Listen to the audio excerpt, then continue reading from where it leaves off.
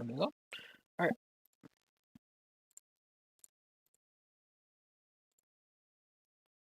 I forgot music again. Quick to that one Minecraft video.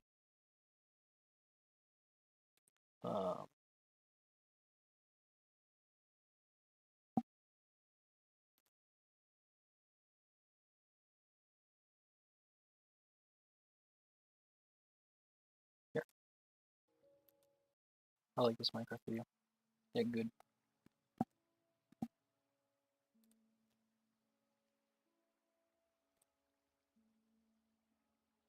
Oh, let's turn that up a bit too. Not too much. Also, you know, I'm gonna sit in the VC in case anyone wants to join. Yeah. Anyways, back to making certain things are actually working.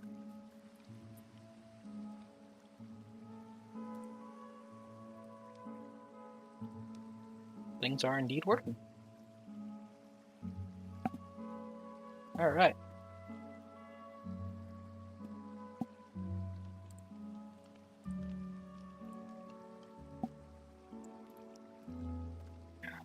So, this is the control pad that I am using currently for the pin project. I want to make it look, well, I want to make something that's just better.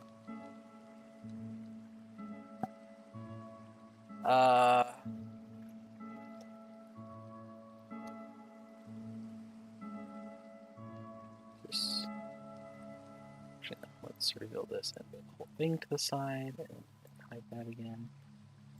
Let's move that further to the side.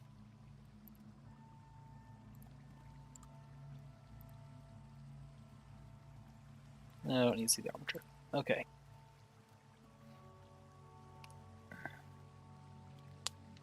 So, I'm looking to recreate this. I could cut down a bit on stuff by changing the set and retrieve buttons and the color and glow buttons to like switches.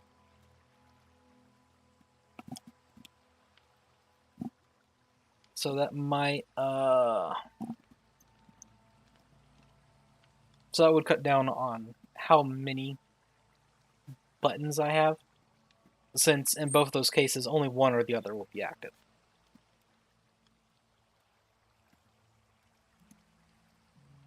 The move button and the erase button will both have to be their separate things. They have to, because they can both be enabled and disabled at the same time, independently from everything else. But C and G and S and R are mutually exclusive. So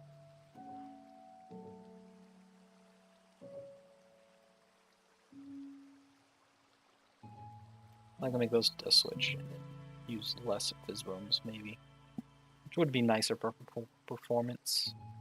But things that have to be kept is the handle, some means of holding the thing, 8 indicators for the presets, preferably buttons, 4 dials, 2 switches, and 2 buttons.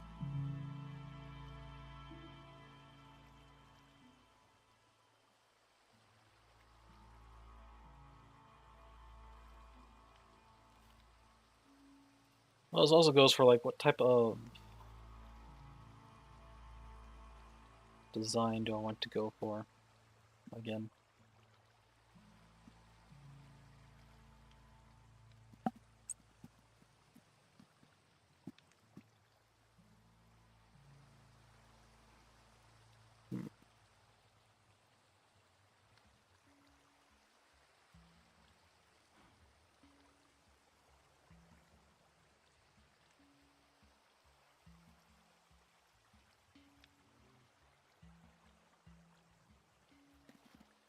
No, I use an Evoli feather for the other one as a base. What if I use some sort of Evoli data crystal as like the base for this or something like that?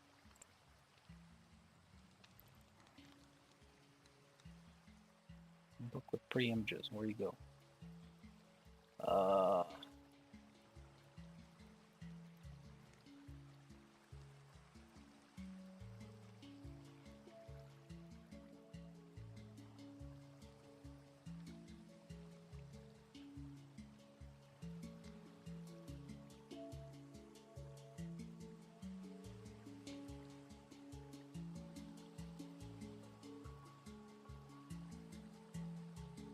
No good images.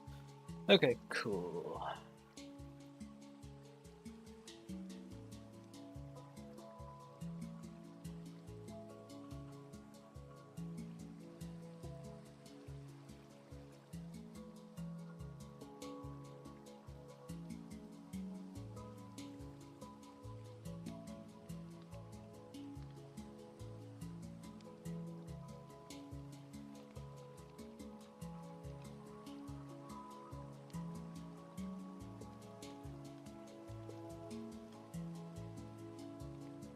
Actually, you know, like, type of maybe like hollow display thing might be kind of cool.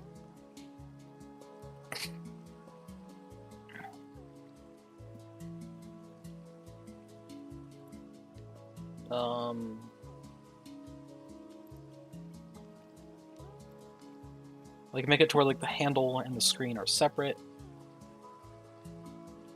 I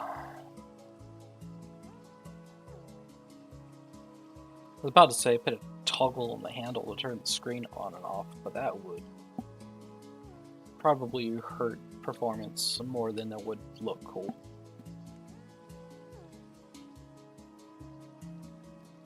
Anywho, so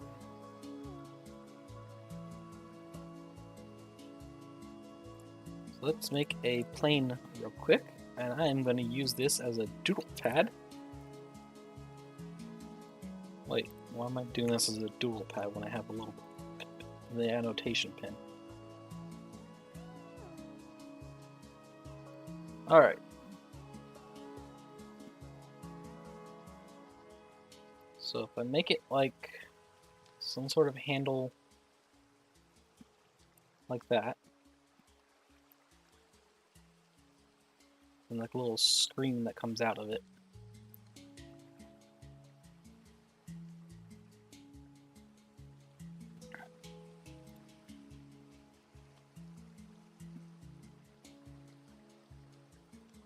And this is where you grab.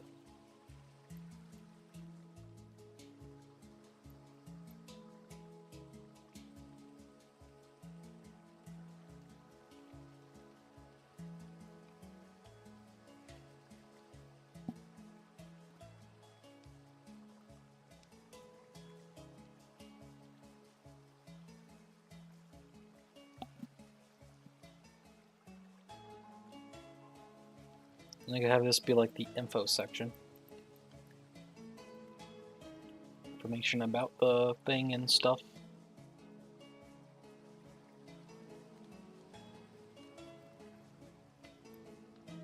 Pixel right here to indicate the current color. Which will be done in Unity with a particle. Particle.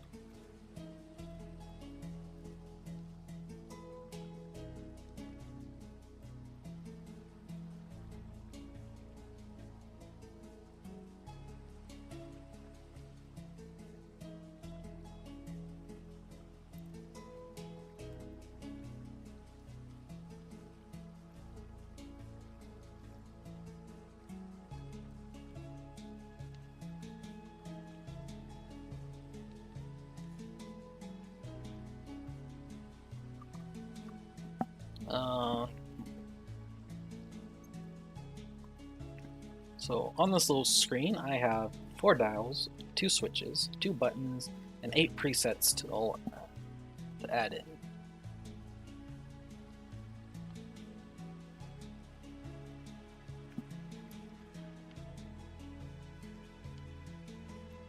Maybe for the presets, have them go through like this or something. Like 1, 2, 3, 4, 5, 6, 7, 8.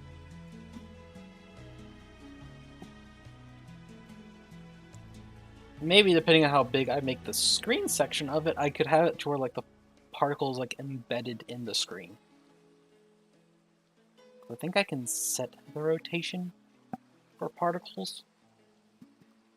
So if I set the rotation for a particle to where it's basically flat and kind of slapped into the screen, it'll kind of like flicker on the inside. Might look kind of cool.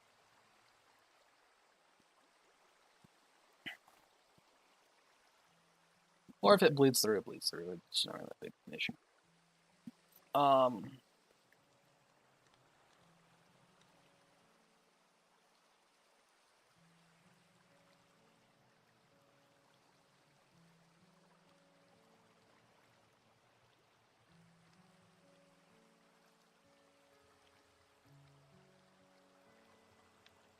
If it like the set and retrieve switch there at the end of that. Or over here.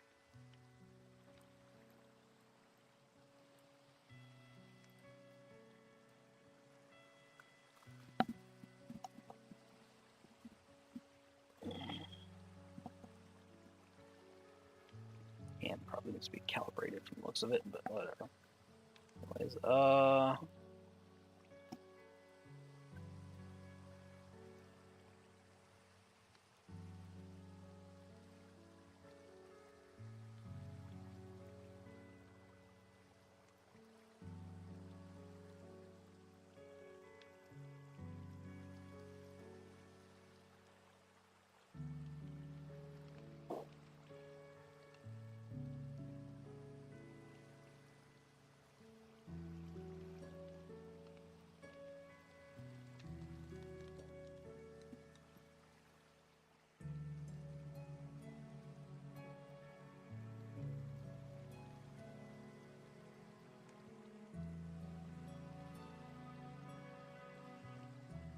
what do I want to do with the dials? No, I'm going to calibrate hands real quick. Being kind of annoying. Alright, and check. Where are you? Next to my head. It goes way too high. Click this button to calibrate. It's now too far to the side.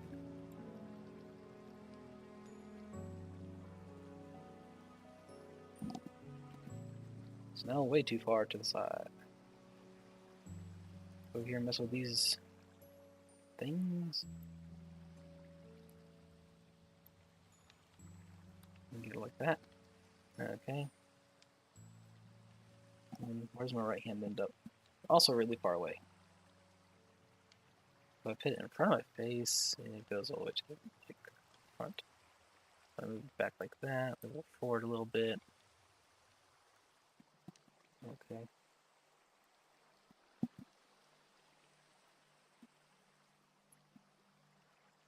And over here. Issue. Okay, so I want to move.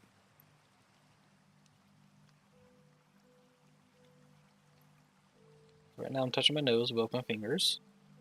And as you can see, things are not in the right place.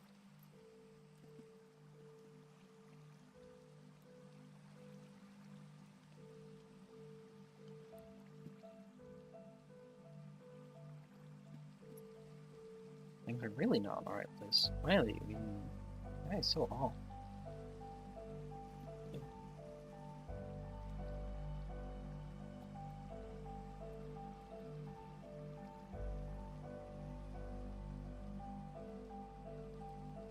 Okay, let's drop this. This is probably going to be too close. If it ever finishes. Qualifying. Yeah, I'm too close. Figured. Got them pretty close. So those settings should be good. Right? I think so. That's where they end up.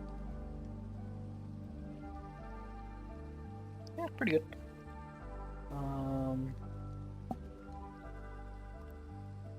Can go forward a little bit. Can go up a little bit. I'll take it there. That sounds good. Alright, bit happier with that. Sorry about the distraction. Anyways, dials. Where to put dials? What to do with dials? Okay, scroll that out. Change it to a check mark. Put that there. So then I can put the CG over here as well. I only have both the switches on one side.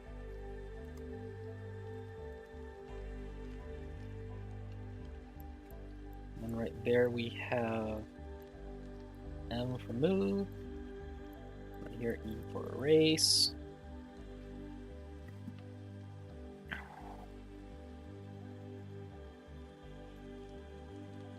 Oops. I'm gonna put right here the dial for width.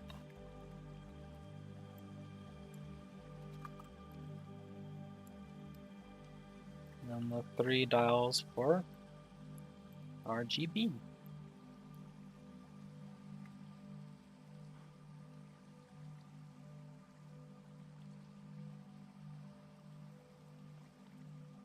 Seems good, right?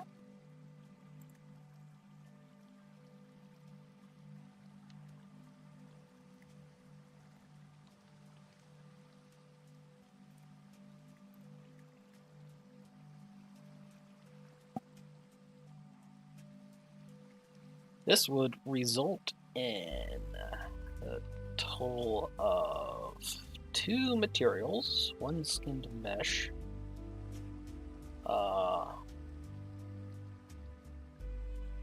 5, 8, 9, 10, 9 or 10 fizz bones, 1 particle system, and a lot of collision checks.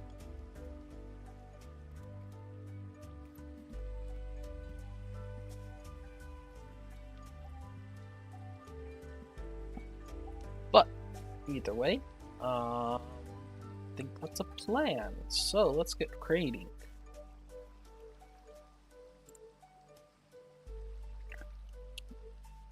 Starting off, about to say cube, but I'm actually thinking a sphere. No, I don't want a sphere actually.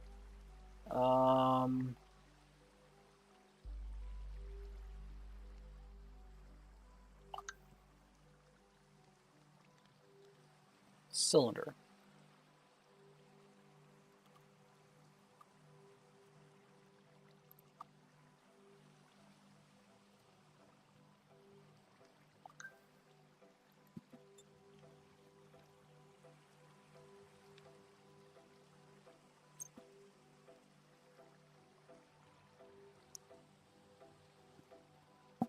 Sorry about that. Anyways, I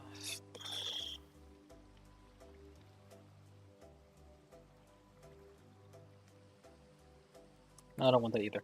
Cube it is. I don't want the cube. Good old block.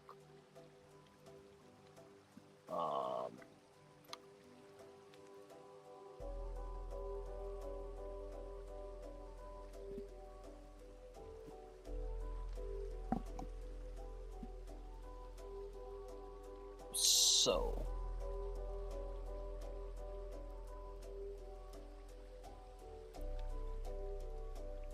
go to this, go to this, this.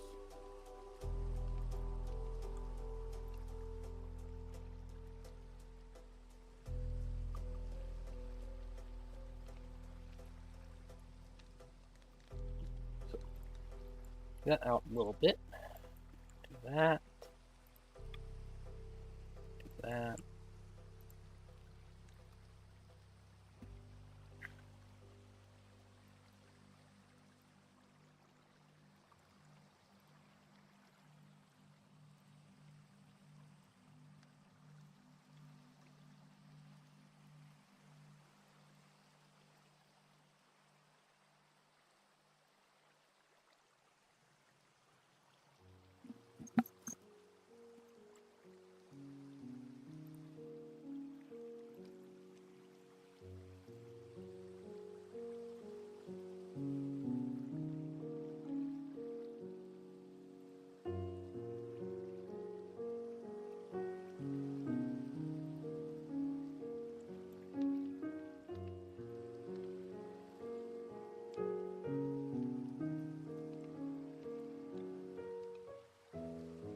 Simple enough.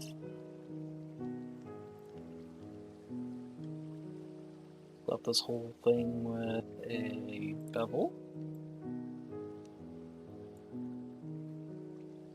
Okay, maybe not the whole thing.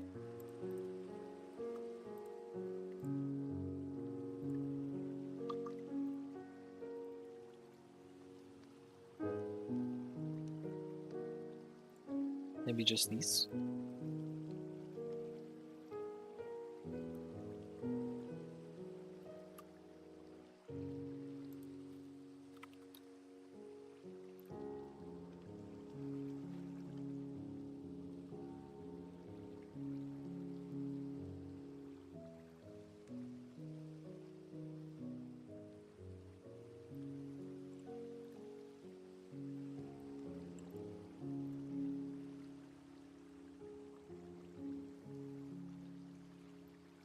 Just throw those away.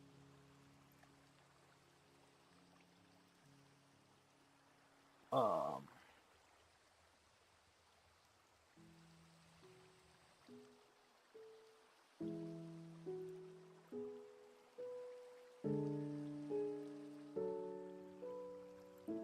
Modify from individual origins, right? No.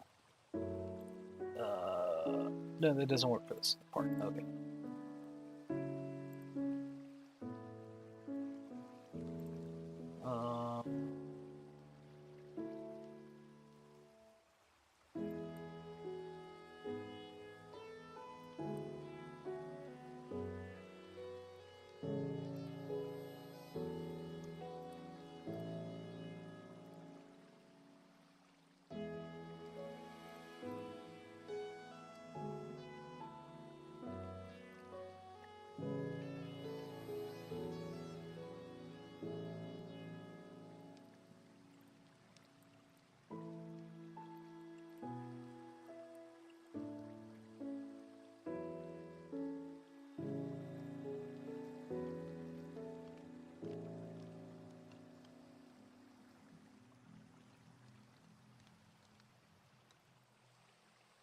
Simple enough, right? Maybe a few cuts throughout here. Just better line things up.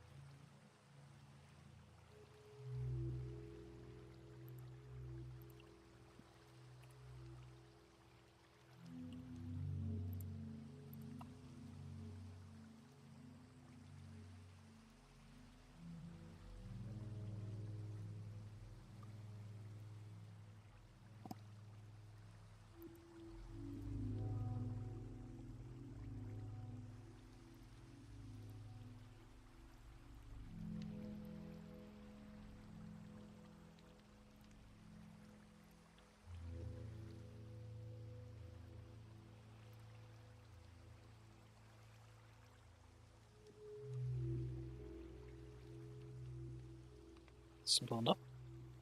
Like a little pew pew device.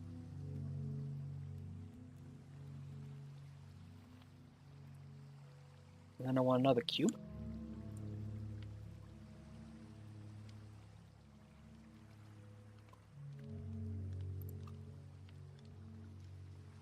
Flattened by a lot.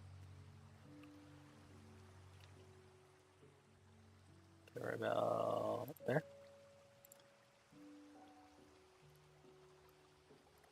Expand that out.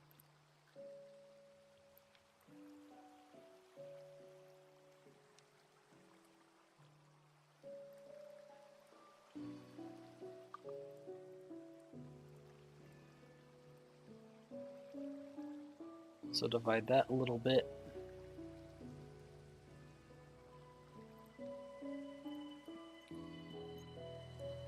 Cut right there, slide it down. So I can kind of mold this a bit.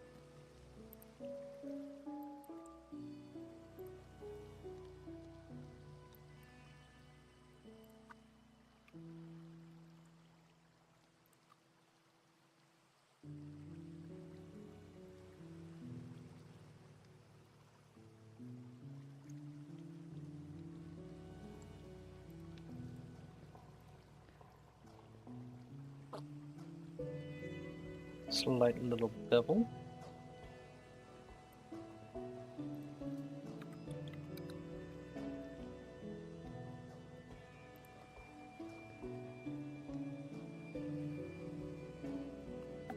Honestly, let's go to this guy and just hide him.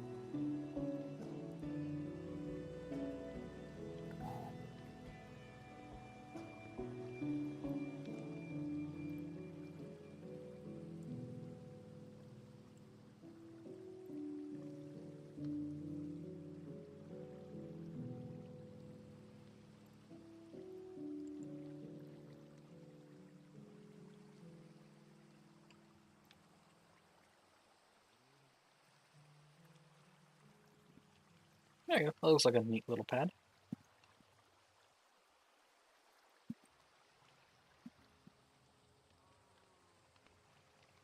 Also, too, since they don't touch, I don't have to do any Boolean stuff.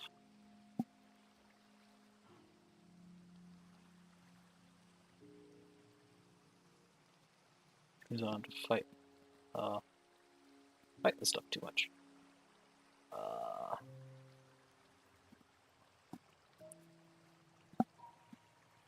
Next, I need to design all these pieces.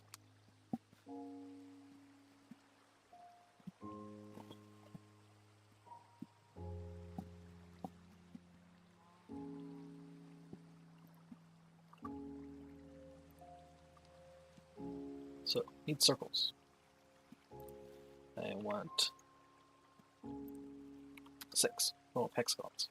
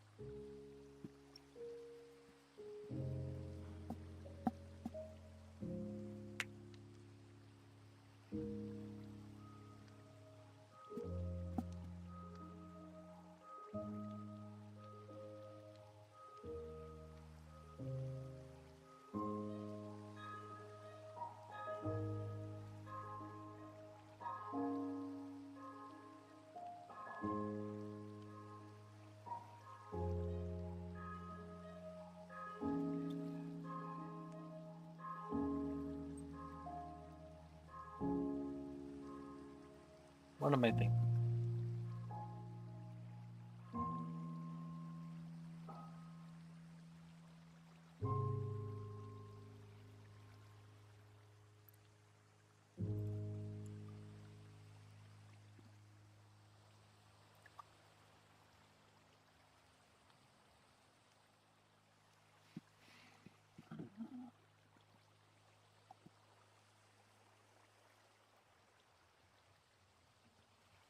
Honestly, what I'm kind of thinking right now is just punch a hole through the screen.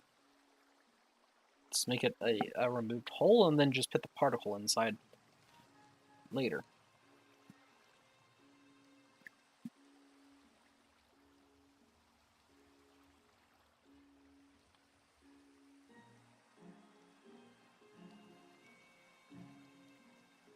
How would that look, though? How would that work?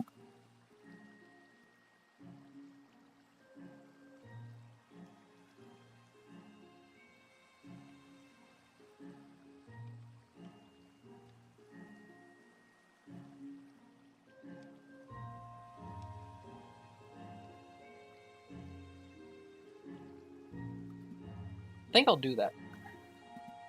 I will.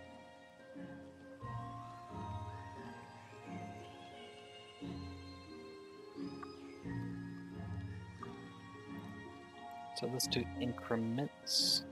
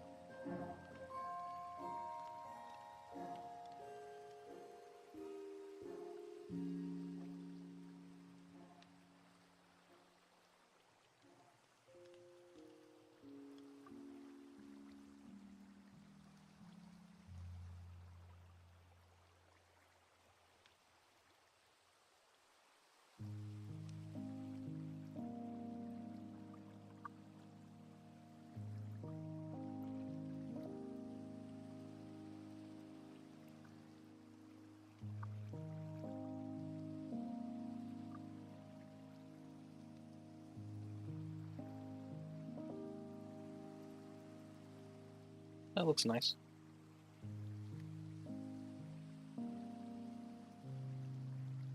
And then I'll just extrude those out and use it to punch a hole through.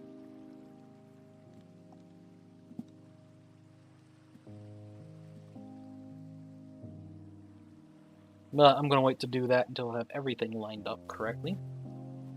In case I want to do any resizing, because it'll be easier to resize them as little planes than it would be to resize them as like holes that I then have to fight with for all the different reasons.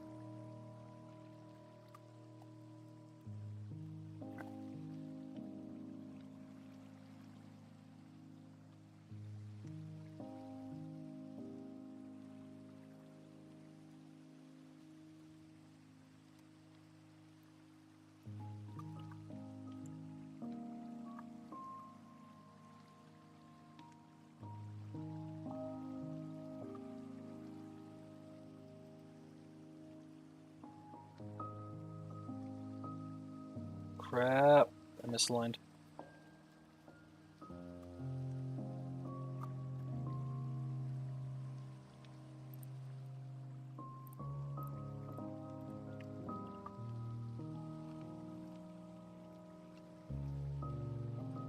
Yeah, because it's moving them.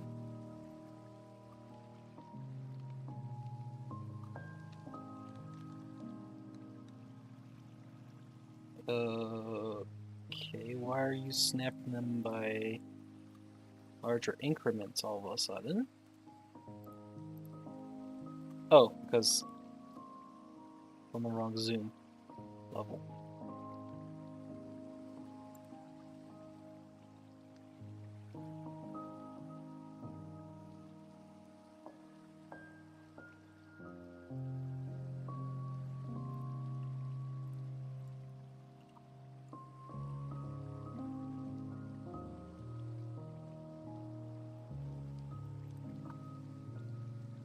Okay.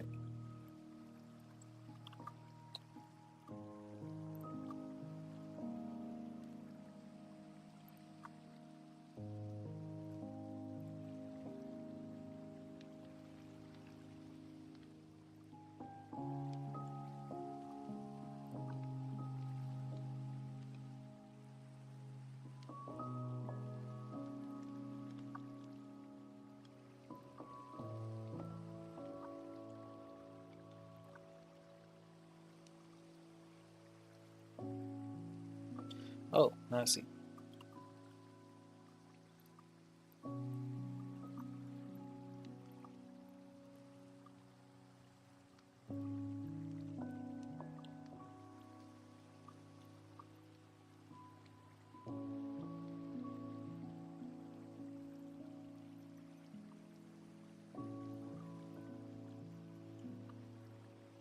There we go.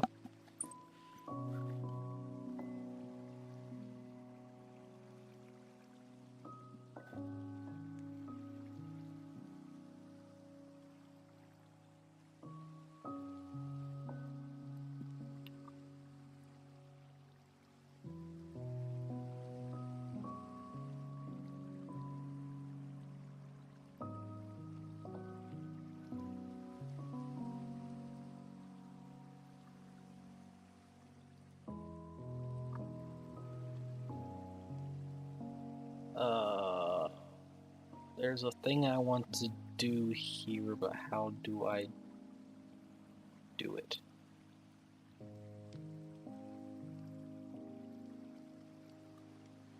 It looks fun, but it's not what I want.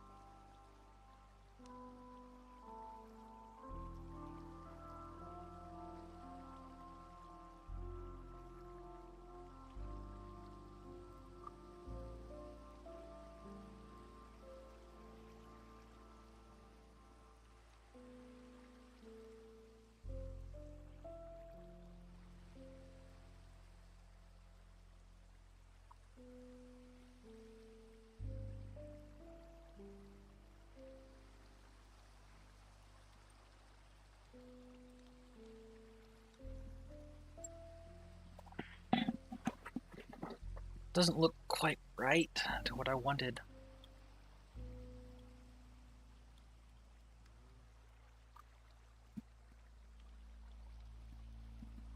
I really wish I could do is just rotate it like this and stick it there. But I wanted to keep like the original orientation of them. No, I can. I do it by increments. 20 degrees.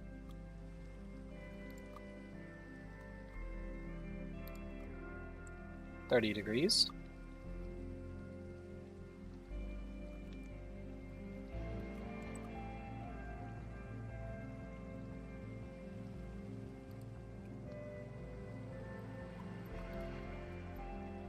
Oops, ow. That was bright. Then I go to here, and then I go to individual origins, and then I rotate them all back by 30 degrees.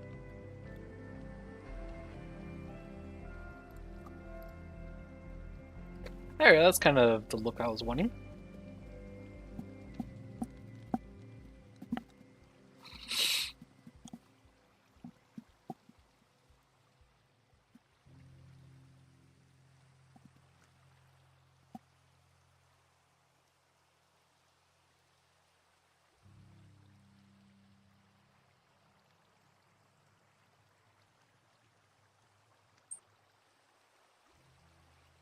Yes.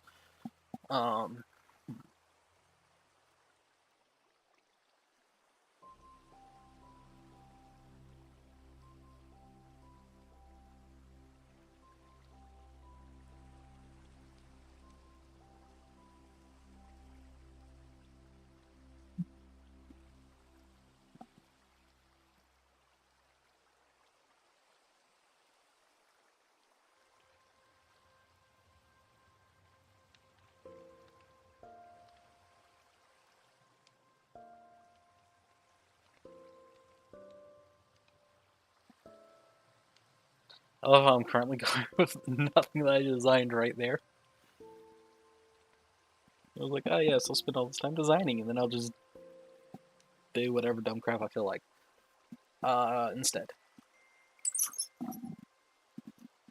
I don't really need that open, do I? What was that?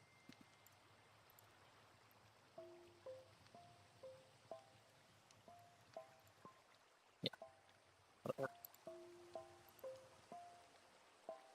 Like I said, deck that, I guess. What next?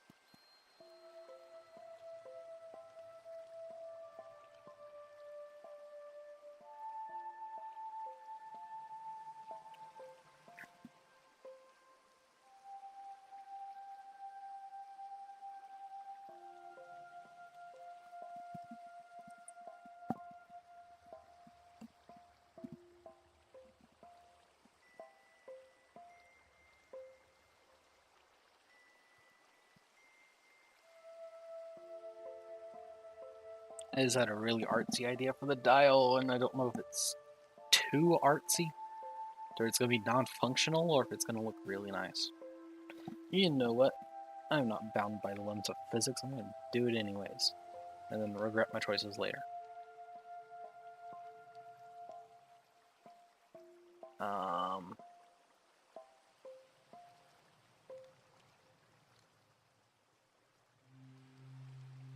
Add torus with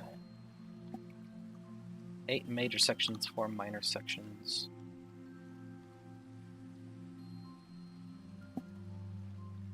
Why are you visible again?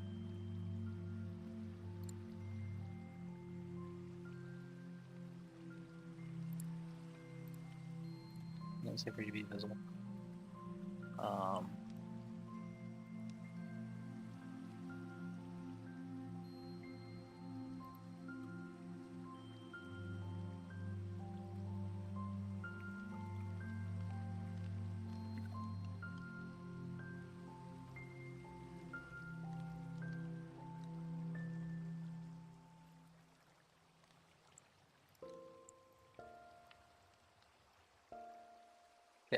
So I want you.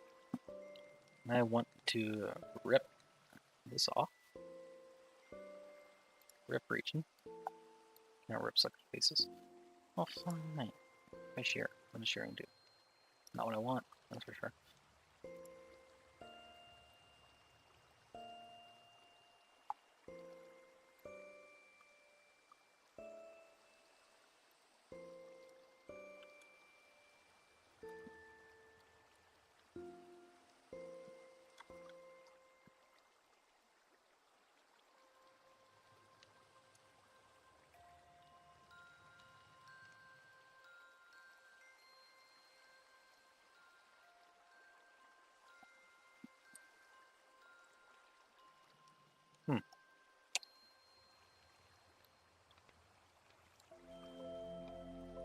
There we go. That's what I want to do.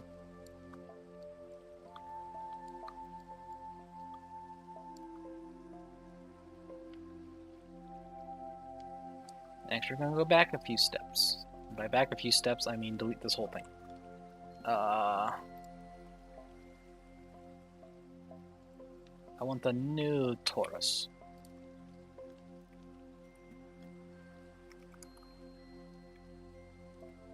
With 12 major segments.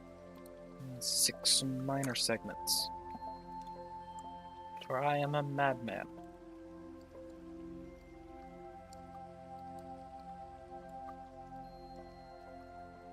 Don't question why that makes me a madman, because I don't really know. It just sounded like a thing to say.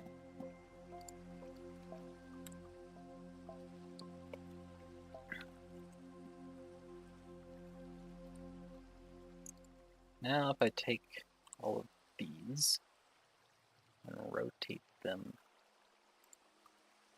90 degrees, make this weird little X thing, I guess.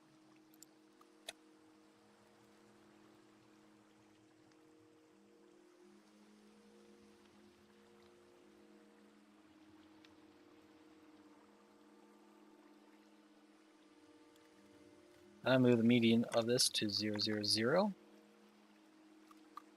Not what I meant to do.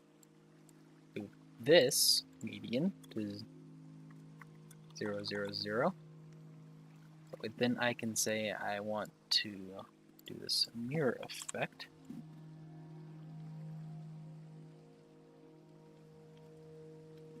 And it's going to decide it wants to clip.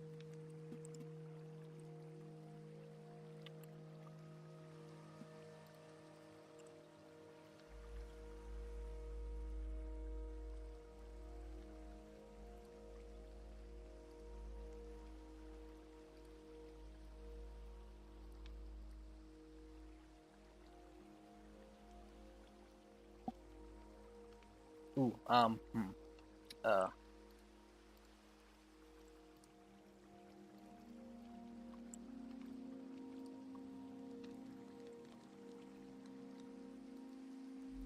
these faces.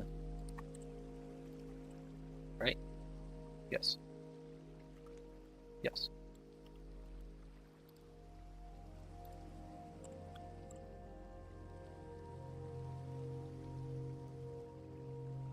Some things are still not mirroring correctly. Despite the fact that everything says it's mirroring correctly. Except for when it's going across the X, it's doing half and half mirror those. Okay. Well, first we disable this. Go to here. And move it up 1 increment.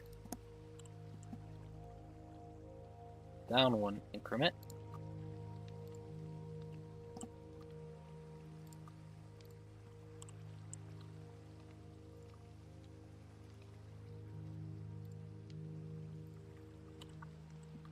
Across 1 increment.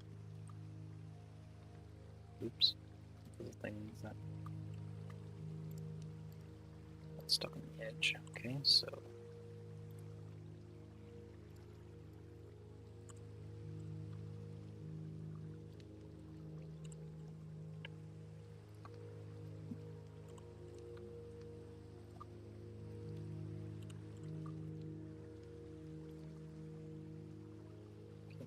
Now I can enable this, and things will work correctly, right? Yes. Yippee. Have the torus, but instead it's an X. It's left to some Reddit for the what did I do wrong to my donut thing that I've seen stuff of.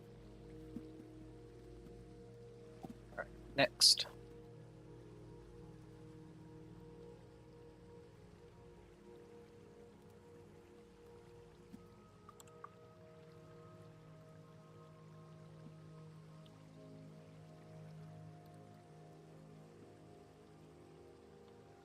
Shrink this down a bit. Disable X and Y because there's no longer going to be like that. Just wanted to. That means I didn't do anything with mirroring them other than just get annoyed. Nice. Also, let's move it by increments so that way it still lines up with the little squares. It's not lining up with the little squares.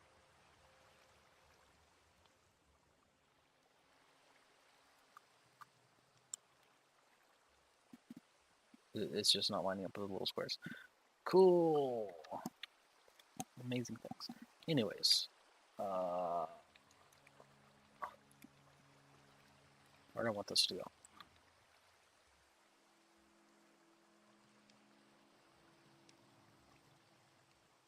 Here? No. Here.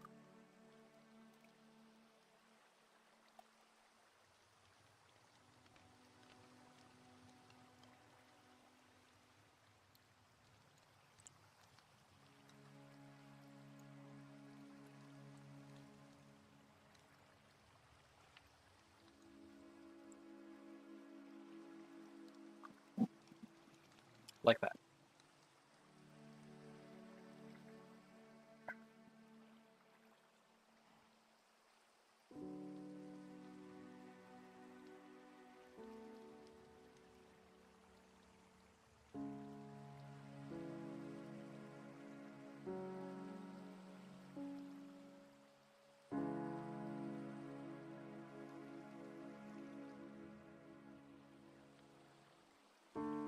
But then I can be artsy. And I'll start there in the middle. Where it's just like black. And then have it like bloom out in the correct colors. Not so much like what I did over here, but all at once. Also, while that's bright. So not have that be so bright.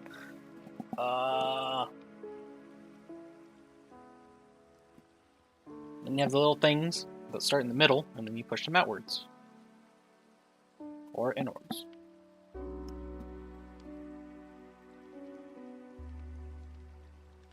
I can make this bigger. I probably should make this bigger. And like put it there.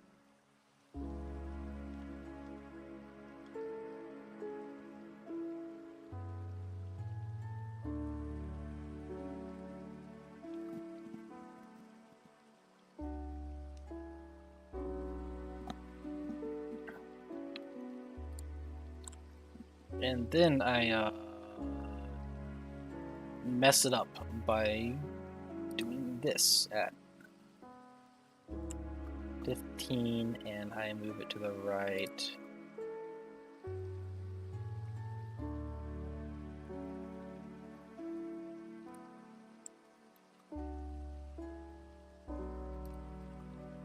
Like 0.07.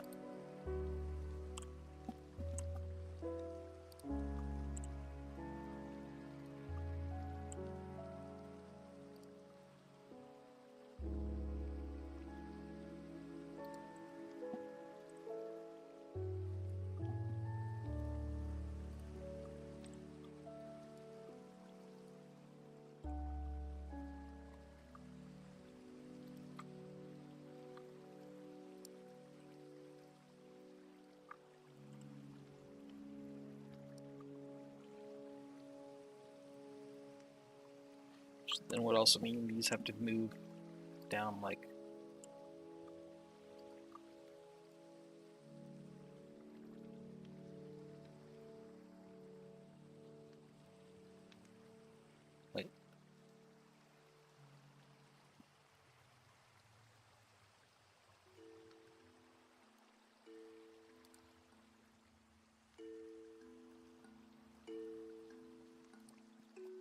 Am I just being dumb? From this back. Yeah, it is a 90-degree angle still. I'm just being dumb. Wow.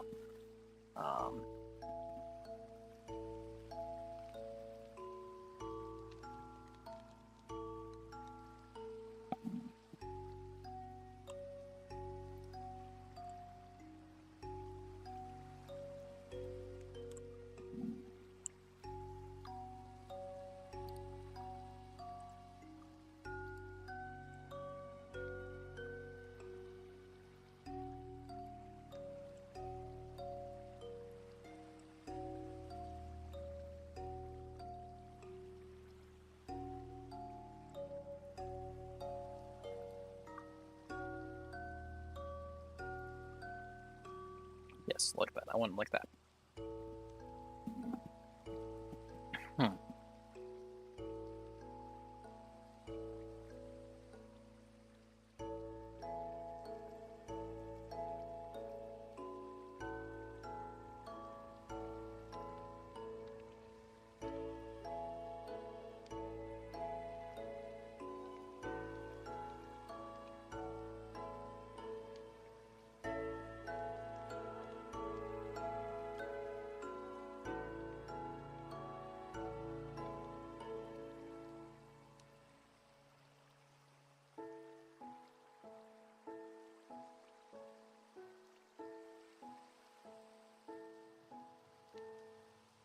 I think I like that. Yes.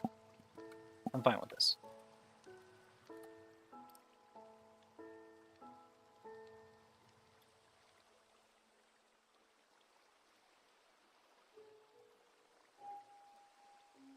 Why are you visible again? Stop being visible.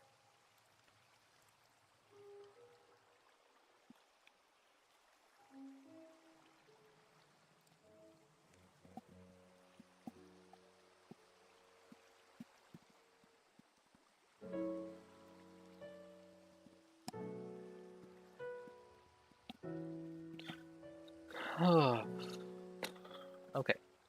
Next.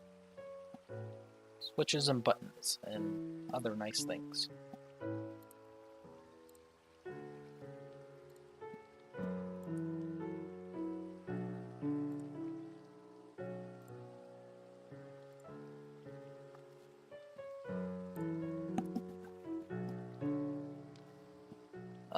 Where do I want to put them?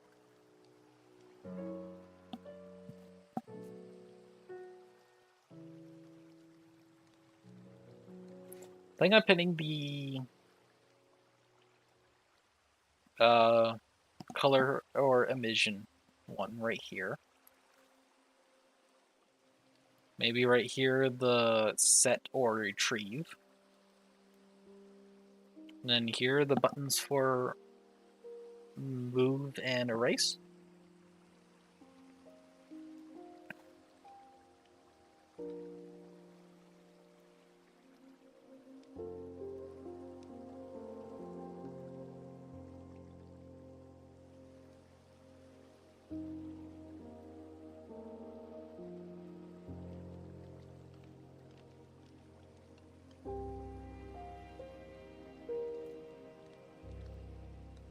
I think so, yeah.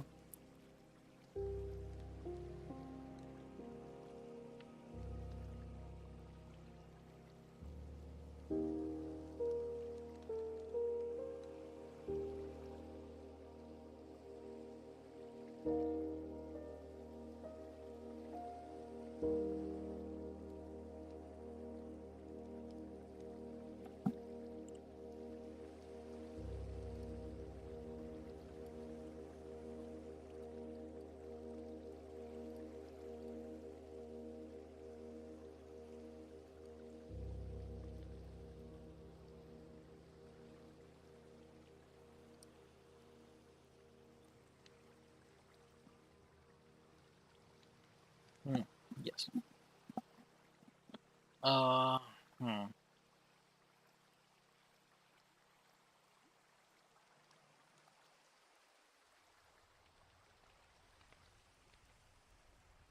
I just had an interesting idea on how to decorate this, but it requires actually finishing it first.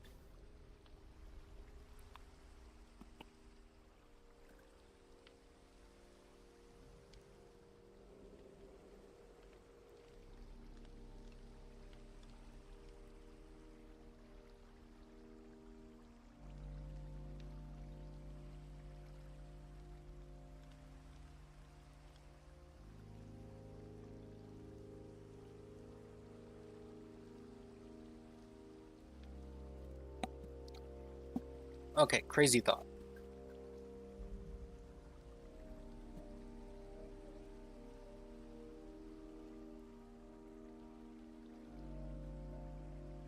What if I make all the buttons and dials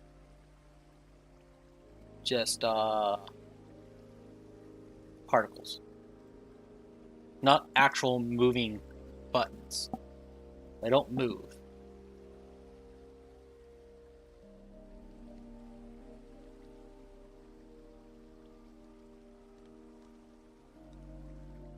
But instead, it's where they're not, either whether or not there's a particle there or where the particle is.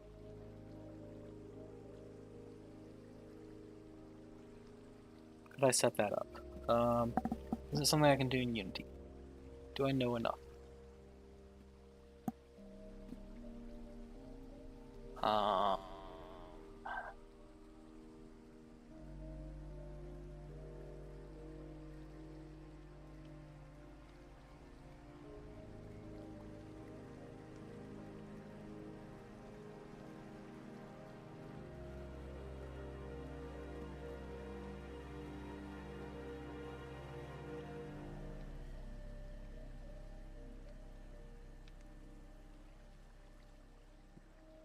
I think I do.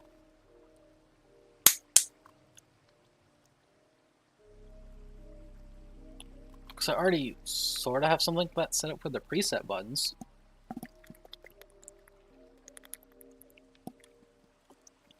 Where the particles are constantly updating and change colors when you press.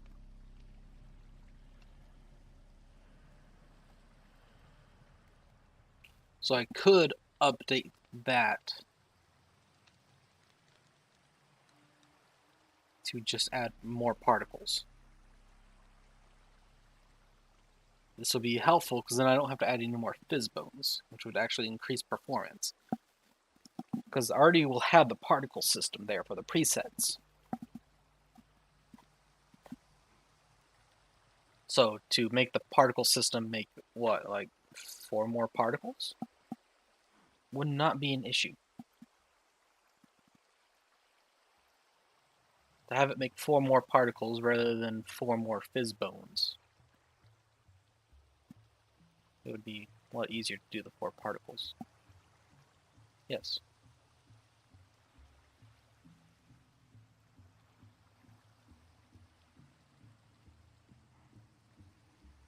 Yes. So how do I want to do that then? Yeah, because for the color or glow, and for the set or retrieve, it's just a matter of having it change where it hits the particle.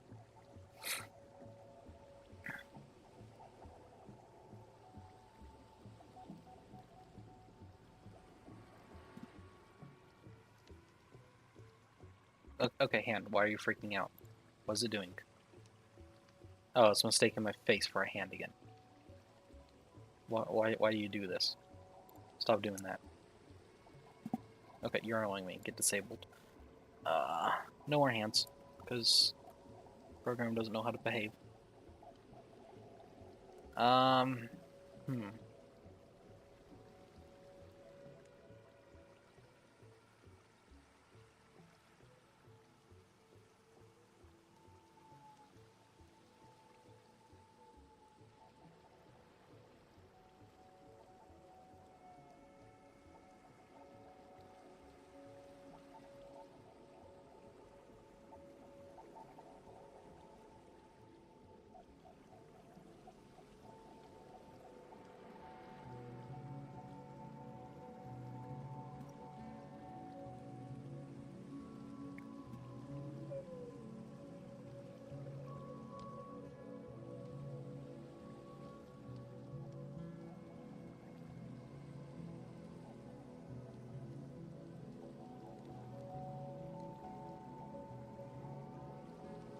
Yes, I like the idea of the moving particle.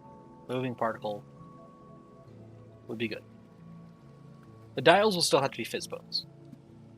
That's because I simply won't be able to do what needs to be done with the particle for that. I need to there's too much data that needs to be put into it and too much data that needs to be taken out of it.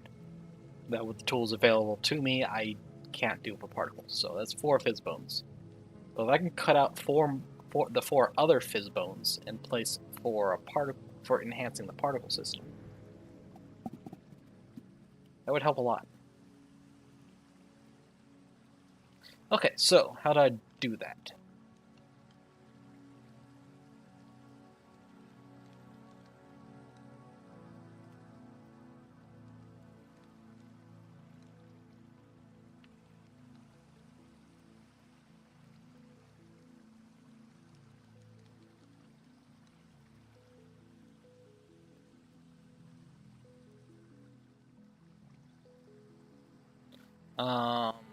So I want to go about that by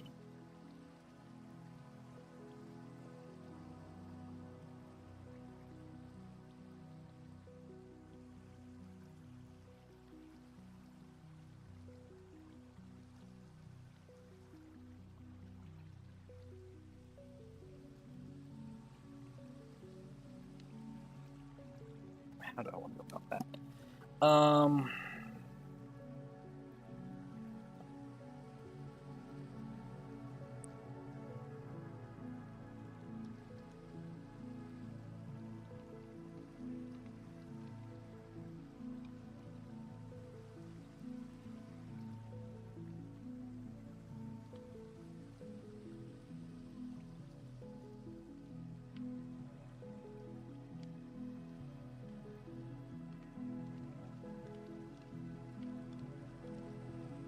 Oh, I just thought it was gonna look really nice, but holy crap, it would be a pain in the butt to do.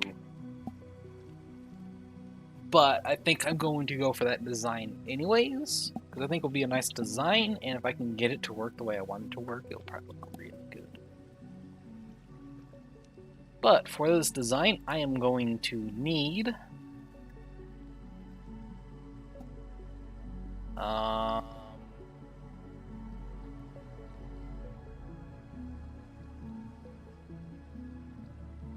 circle, hexagon,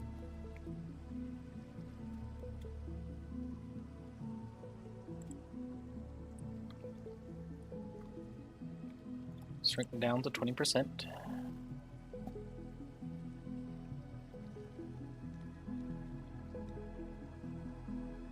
What?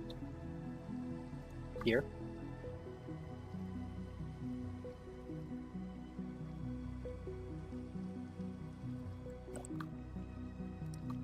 I want it to be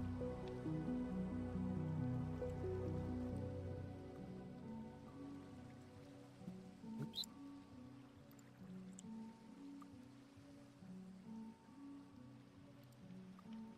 $25 over. And let's just line it up in that line right there. Then another one, identical, 50 over this way. It's 52, it's 51, it's 50. And copy it again. You're right smack dab in the middle. Shrink it down to 50%.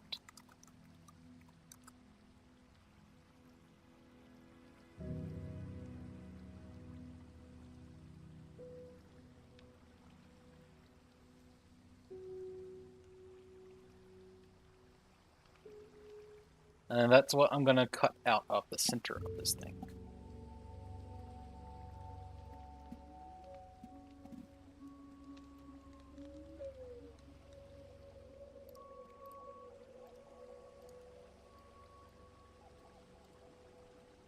Let's subdivide that.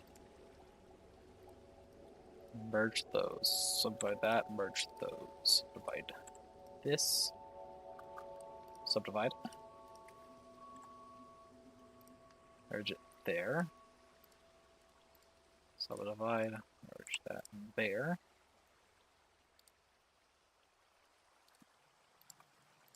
Subdivide. Subdivide. At first. Get out of here. Go back to your normal spot. I don't like you moving.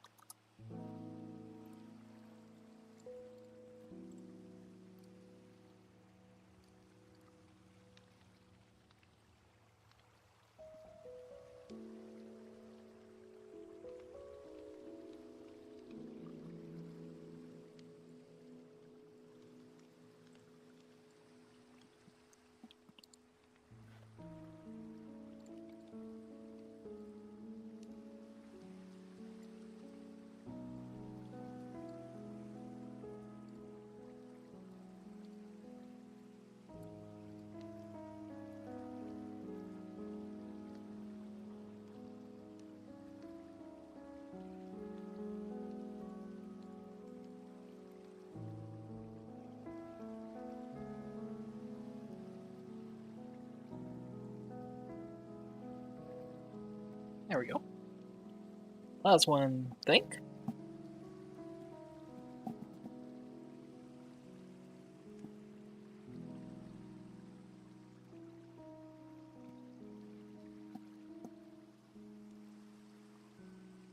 Actually, I want to do it.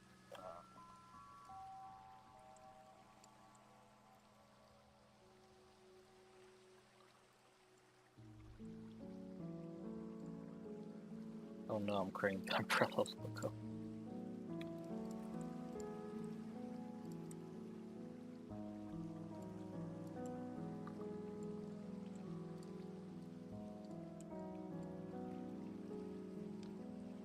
Okay. Now that's all just one thing. No oddities. It's all one thing. Yes. Okay.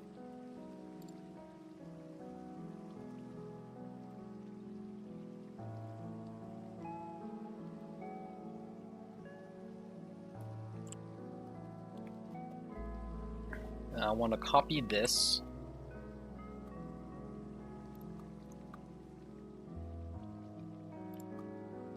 Over to here.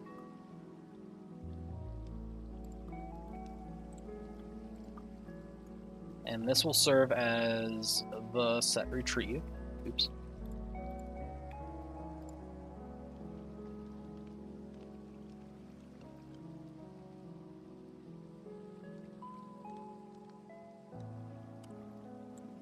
I'm gonna pick...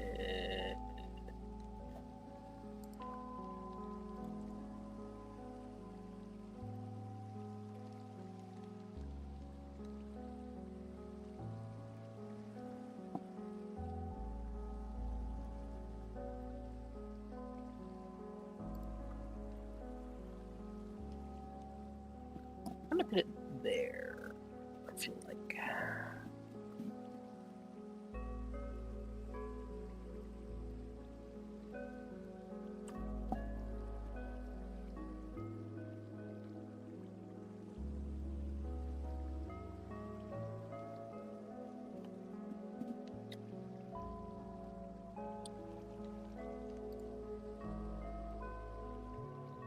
Another circle. Scale it down to 20%. We're just gonna slap it right there. Oops. Right on that red line.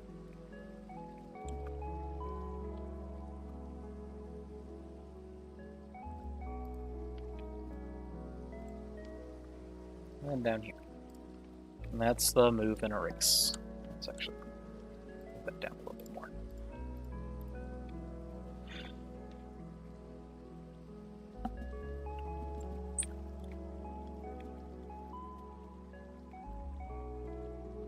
Looks nothing like the design I made. Other than, honestly, even that's changed quite a bit. Cool. So, next on the list of things to do is make all this actually in there.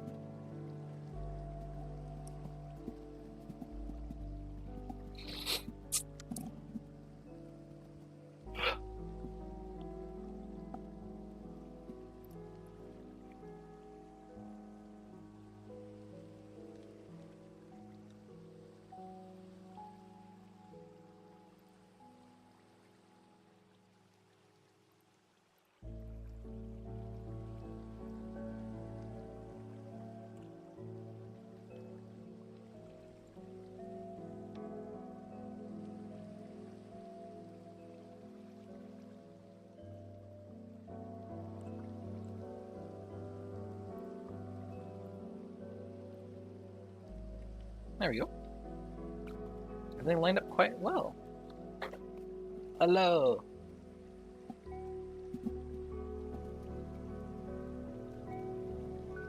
Welcome. We are making control pad. I changed quite a bit.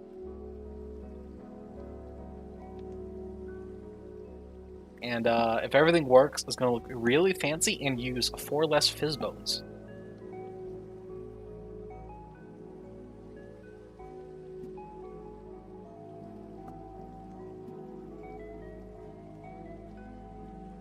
And if it doesn't work, I'm going to be sad.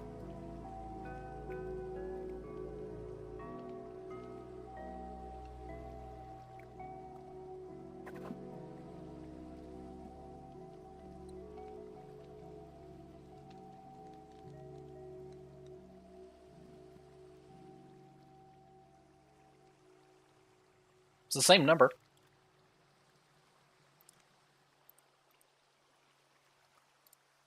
So I go over here to the previous one.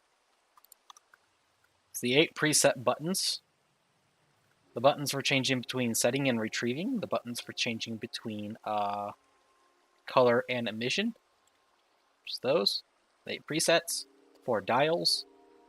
And set and retrieve, move, and erase.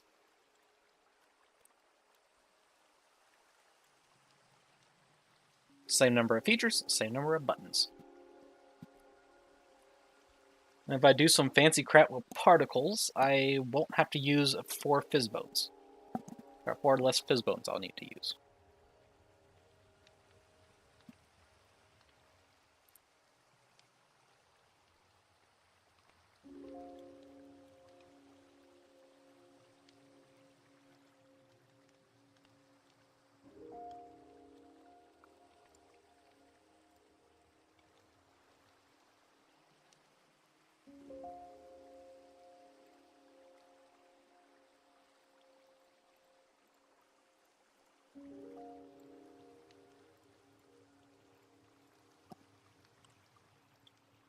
Select all of those.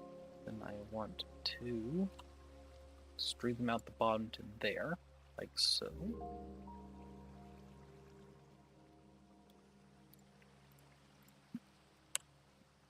I want to hide that real quick.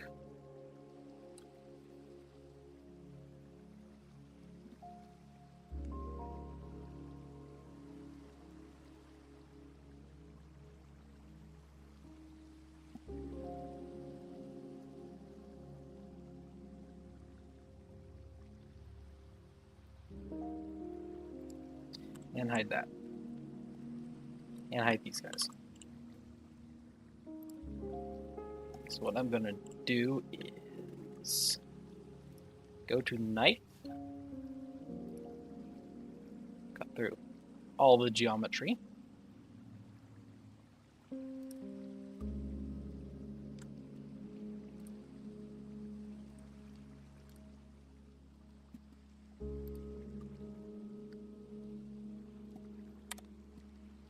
Dice the stuff.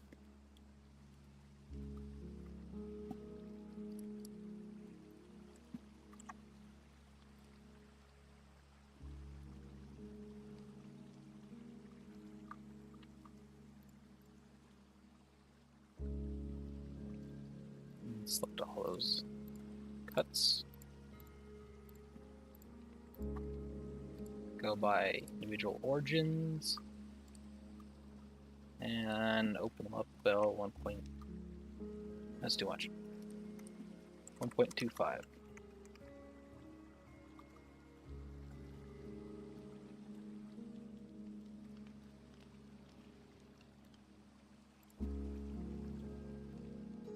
I don't like that.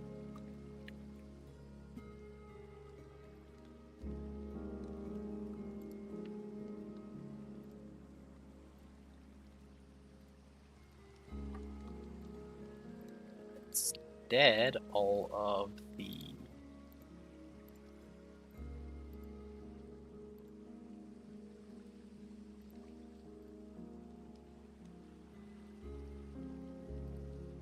tops and bottoms are going to get that treatment.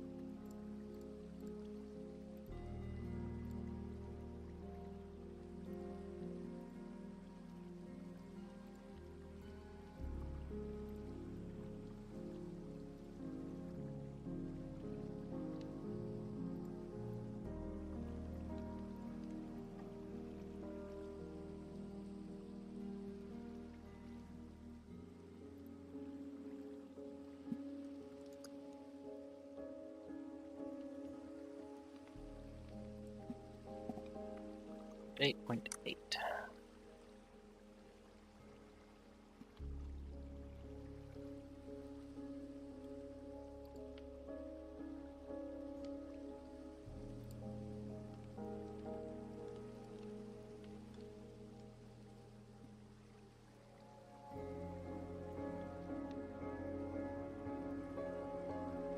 Yes, that's what I want.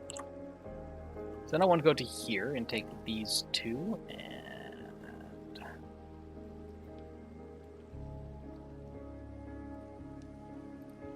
bounding box center.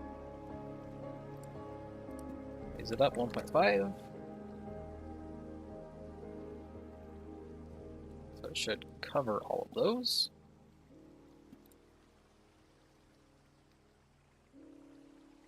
Yep.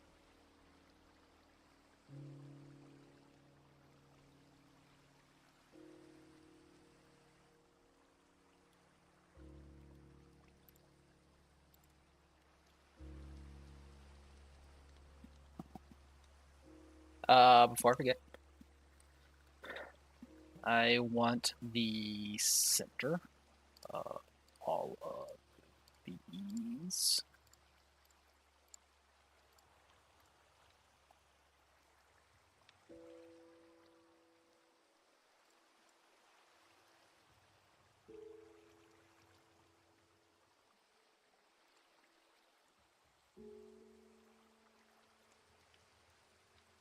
Duplicate them all. And separate it. That will come in useful later.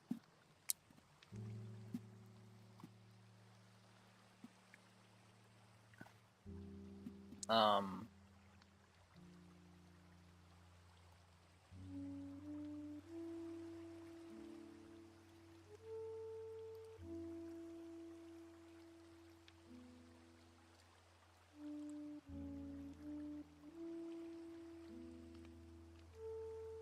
so now I want to save before I screw something up. Boolean difference. Self-intersection? No. Swap? No. And then intersection.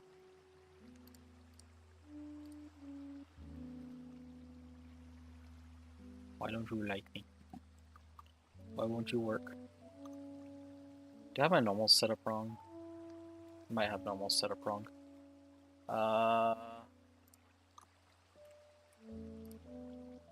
Mesh, normals, calculate outside.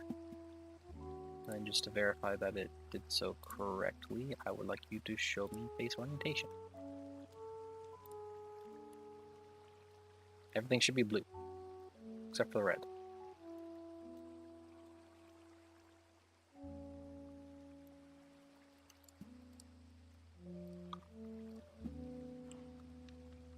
Yes, everything is the correct color.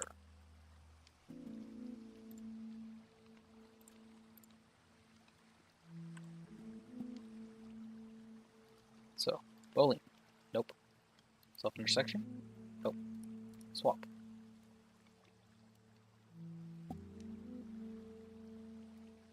Swap almost worked. Let's grab that then. And then, intersect, bowling, swap.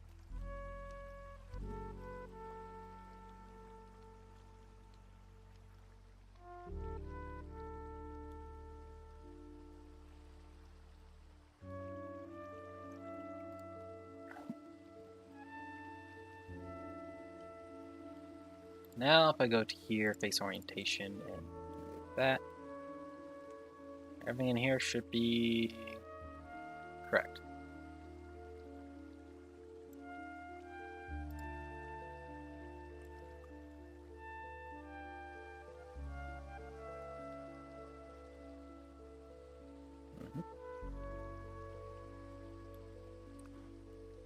Alright.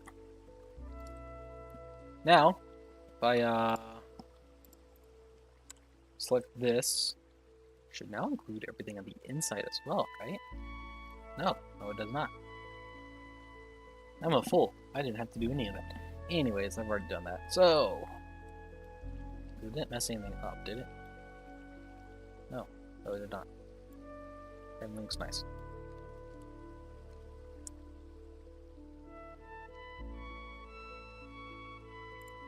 So, want all of this selected.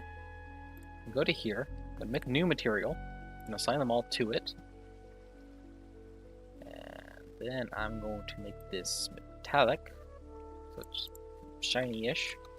There's some of that roughness. And I want to alpha. I want to reduce that to 0.5. How's that look? Looks incorrect. Nice. Oh, is it because I have a face orientation? No.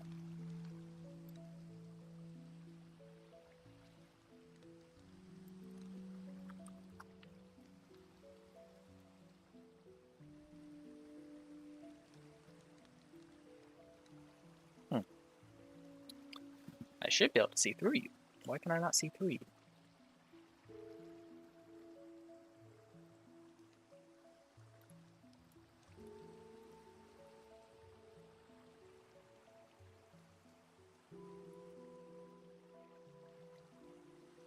There we go.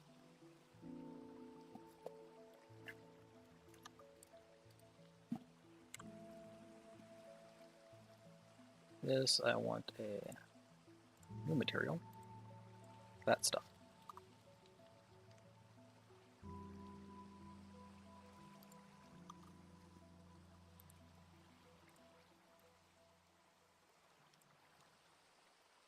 Look at it be shiny. Get blue.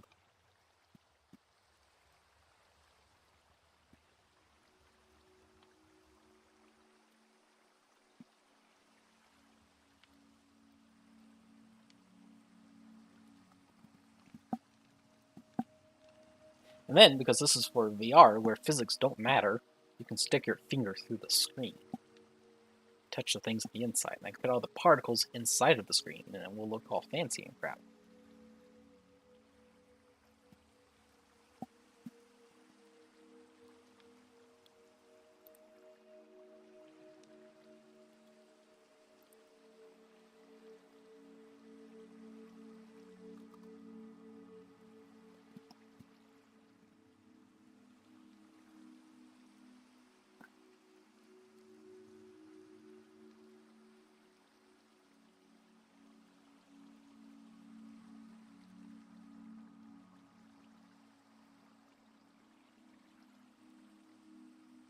Anyways, now it's time for colors. Time to color things. Oh god, that means I have to UV edit. Looks nice. You can see all the cube. I never used a cube. Wait, I used a cube like once for that thing. Why'd I have a cube in there? I have like 2 cubes inside this thing. A lot of hexagons. And yes, a torus? Eh.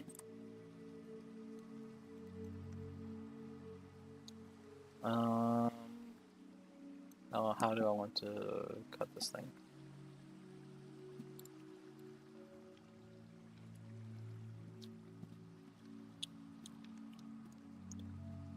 Okay, so step 1, pick out what I can be lazy on. For example, this, I can do project from view. Now I have this.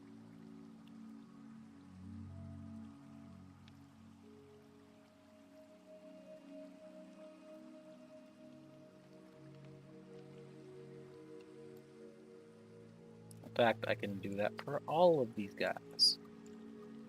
For these guys, I can go project from view this way.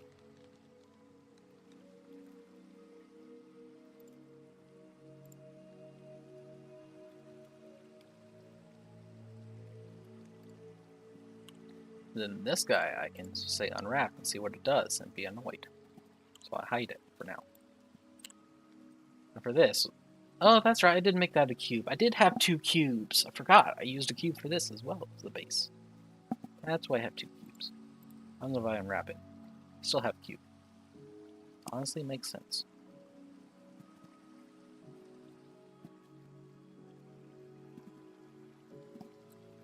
I'll hide that for now anyways. Now, I want these guys. I want to move them over here. Want this is going to be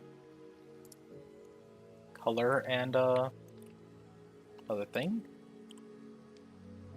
This is one of the presets. I don't want one of the presets right now. I want nope, nope, nope, nope, nope, nope, nope, nope, nope, nope, nope, nope, nope. Oh, I'm searching in the wrong place anyways. There we go.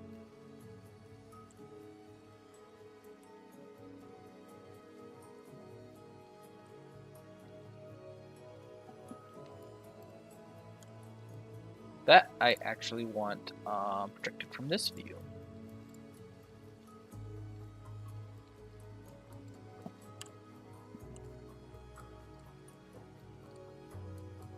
Shrink it down, put it with the other.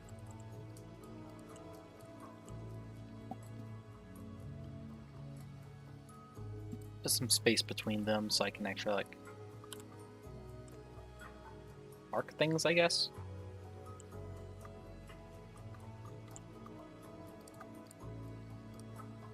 Probably a smart thing to do is actually doodle on the texture map what the different textures are.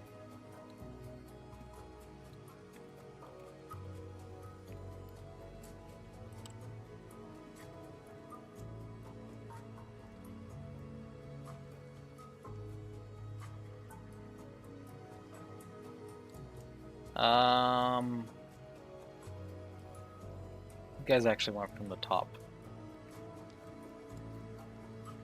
Project from view. I'll say now think about it. I want all these from the top. I wasted time.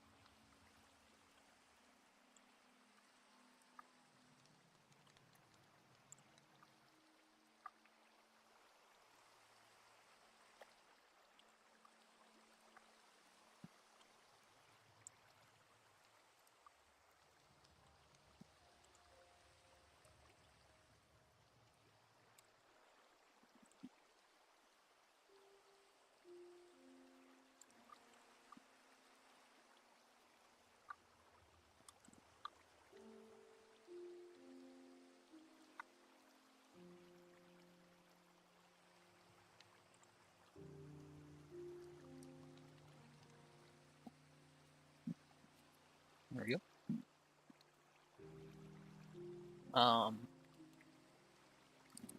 So with that done, do that. Don't select, hide that stuff instead.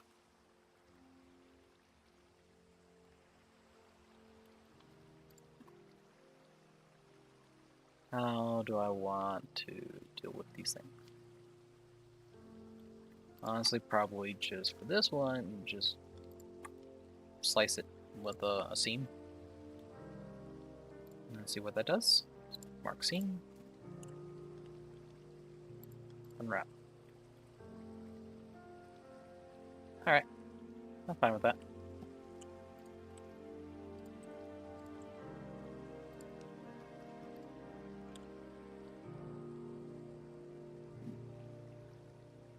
Roll with this.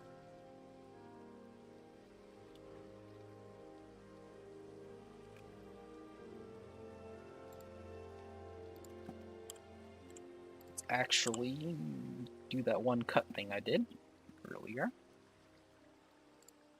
Knife.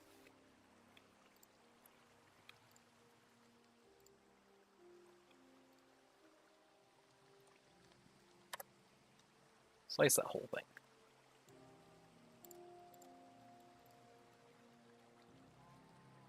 And then take that whole line, mark it with the seam, and unwrap.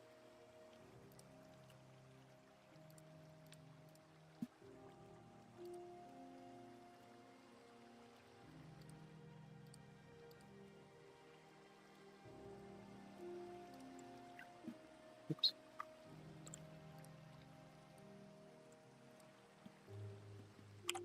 Now if I reveal everything, I can see how much space I have to work with. So I can make this a bit bigger. I can make this part, oops, not that much bigger, but quite a bit bigger, because that's where I'm going to put the info and stuff.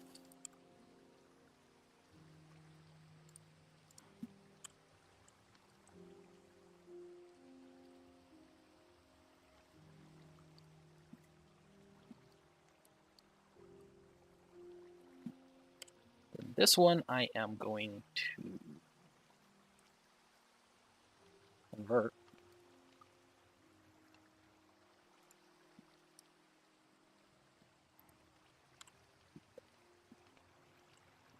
And kind of layer on top. Should be able to. Just got to set this to vertex, does that.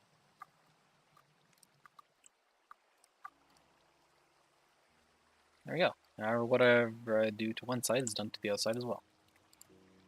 Because all things are symmetrical now. Alright. That done. Texture paint time.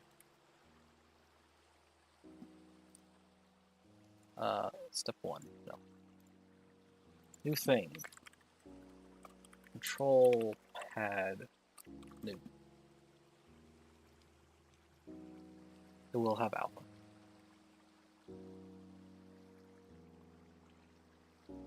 Give myself a few more pixels to work with.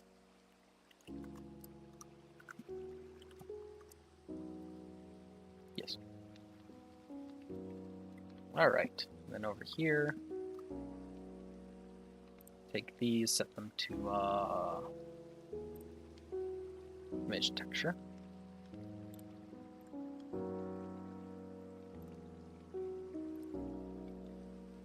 Control pad new. Control pad new.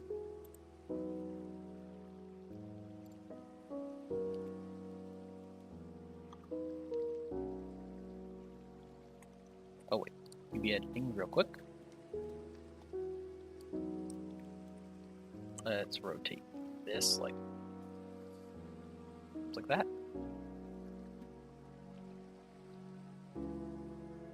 No, like this.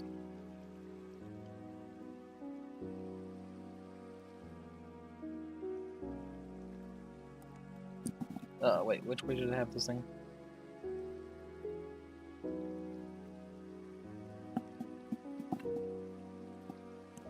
Yeah, I want it like this. Yes. Make it bigger. Bigger.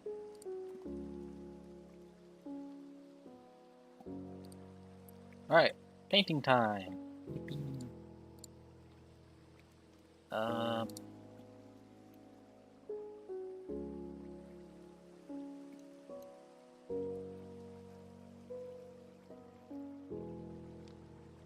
Step 1, down here, I want to go to RGB, and I want only blue. Kind of in shades, so. 0.2. Like the Bob Ross of Blender now.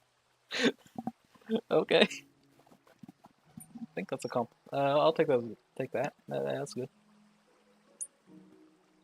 Bob Ross was cool.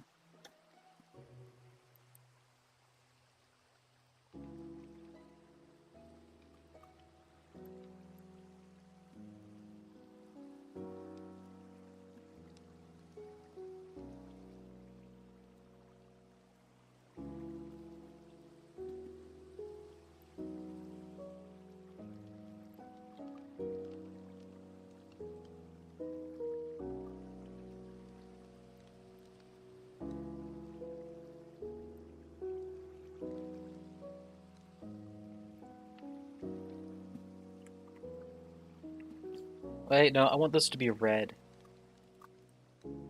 It's RGB. So this one will be blue, and this will be width.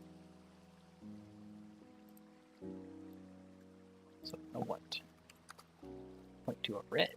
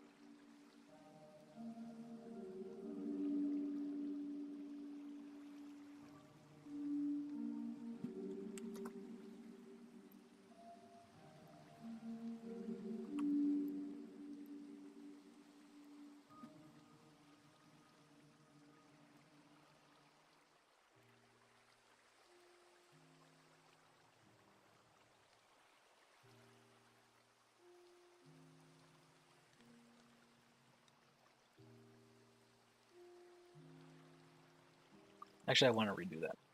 I don't want that. Two I just thought of. I can hop over to here real quick.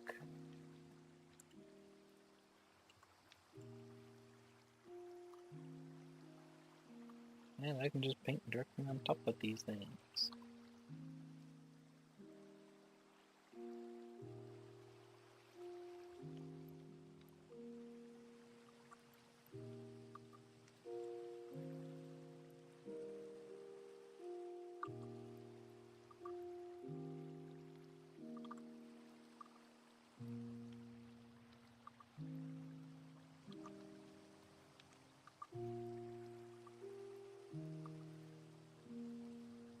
Nice, I like that one.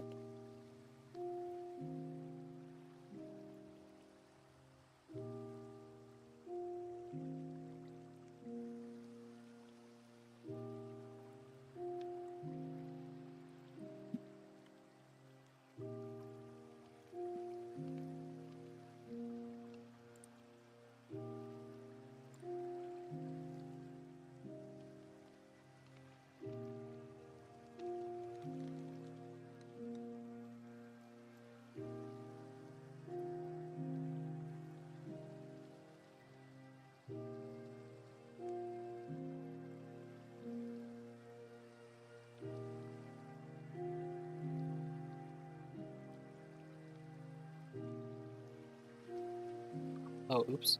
That was a really nice stroke, but I forgot to actually change the color. There we go, that one was so nice.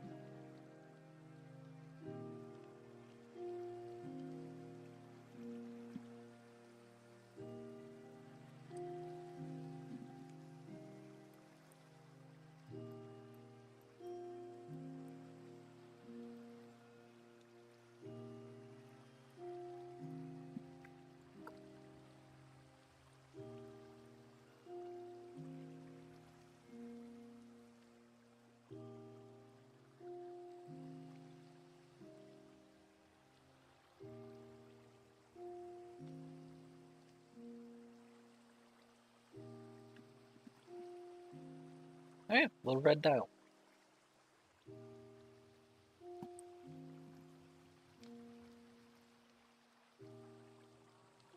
What's this smearling do? It's not helpful. Still not helpful.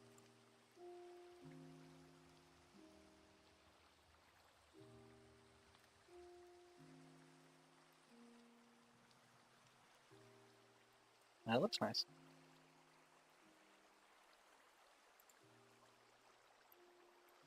Oh.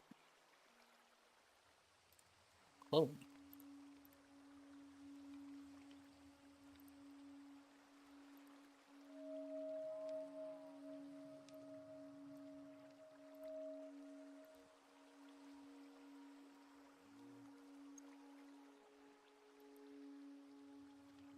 How does clone work? Oh, I put in an image.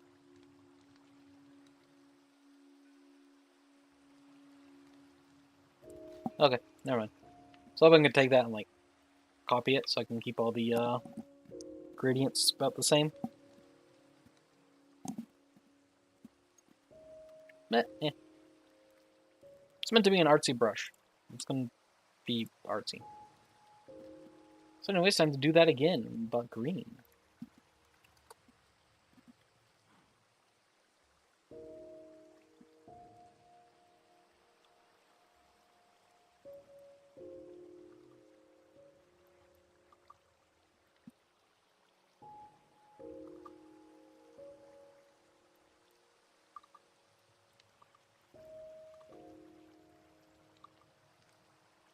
Oops. Nice. Like that.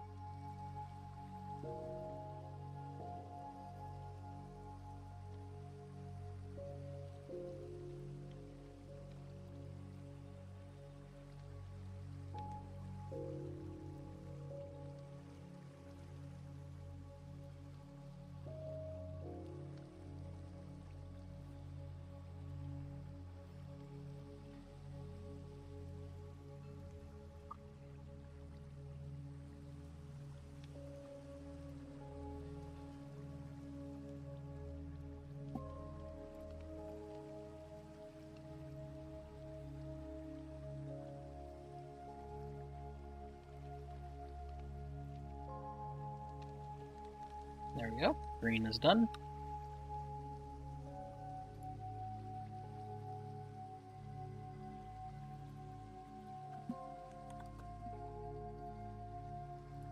Wait, I not do 100% green at the end? I did not.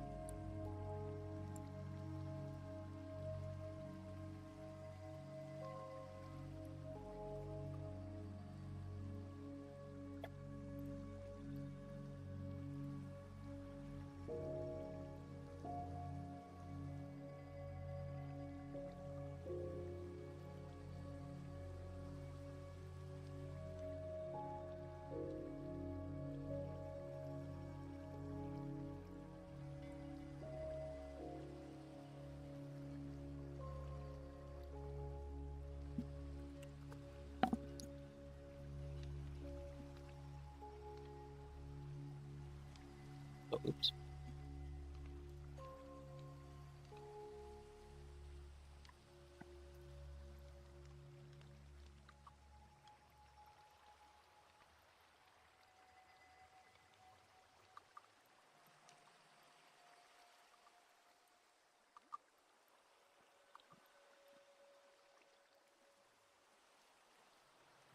Okay.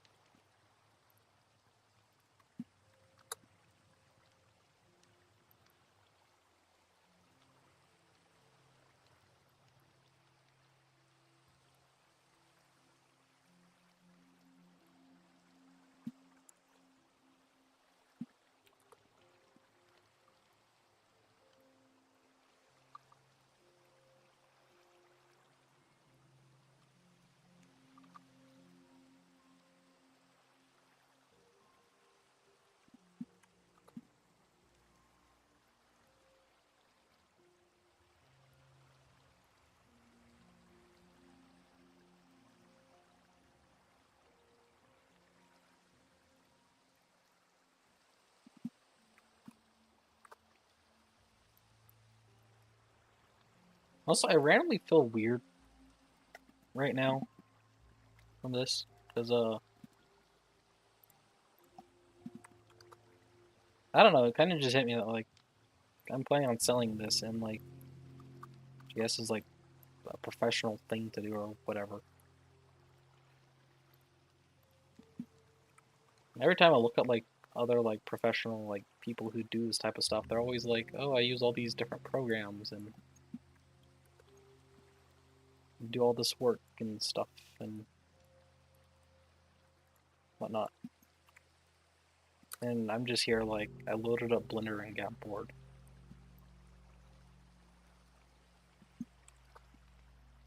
I don't know, it just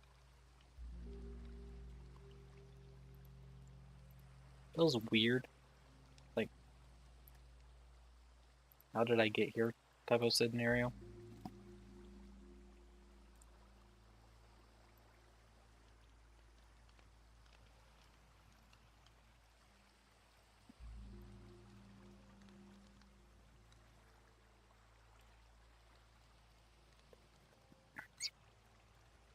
Because this entire project so far, it was just a giant case of wouldn't it be cool if. Not professional, so you don't have to compare. I mean, that's fair, yeah.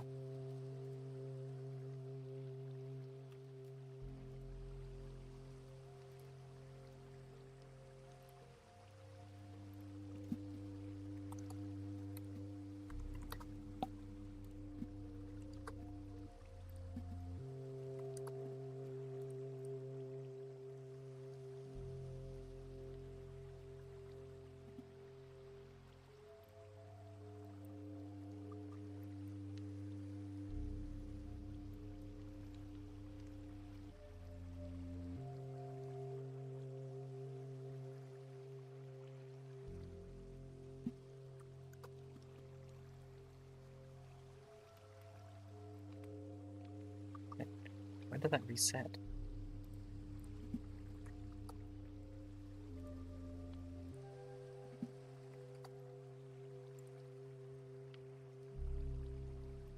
There we go. Yeah, I know it's like, you know, everyone does their own thing and stuff, and it's not really a good thing to compare in that scenario, that regard. It's just, I don't know, it just occasionally just strikes me as just this weird feeling.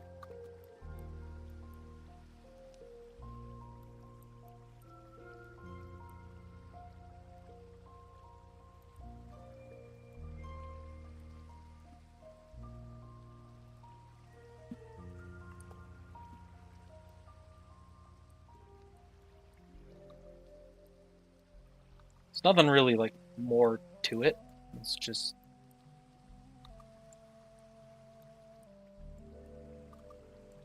I don't know, just weird.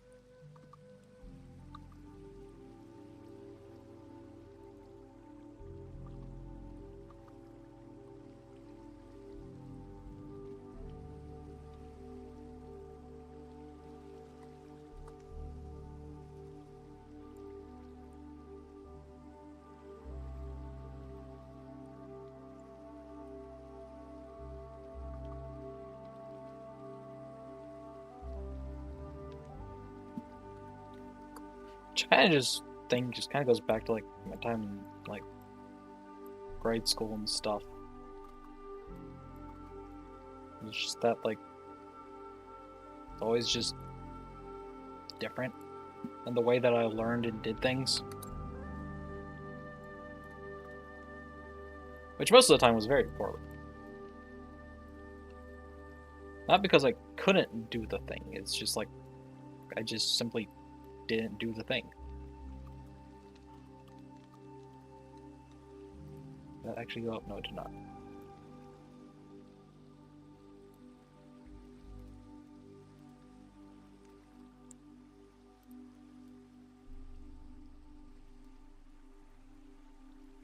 Which the schools I went to were not very accommodating to like people being different. So it was always just kind of like a weird thing of I was different and just kind of always comparing because it's just like I don't know, what else do I do? It's just like what's wrong with me that I'm doing this differently type of thinking. That's right, soften.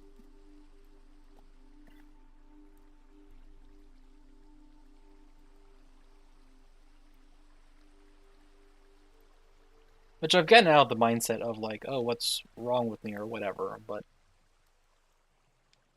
the mindset though of like trying to think of through like the different ways that like I am different just kind of strikes every now and then.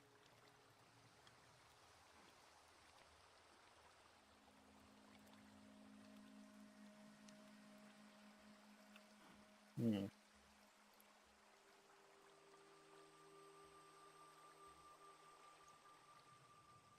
That was also kind of a weird topic to bring up, but I don't know, just random thoughts that hit me and just kind of been quiet for a while.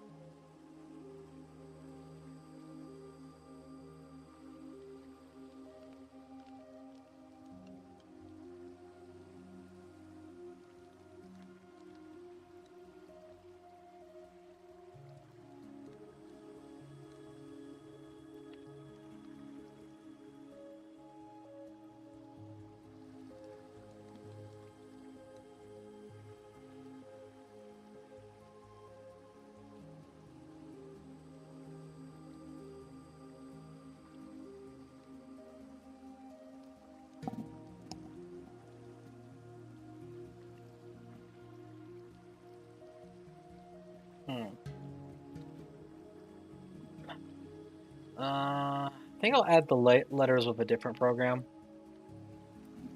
Not because it's really anything better about it. It's, well, I mean, it's probably better for this purpose, but it actually has a thing where I can just like type out text.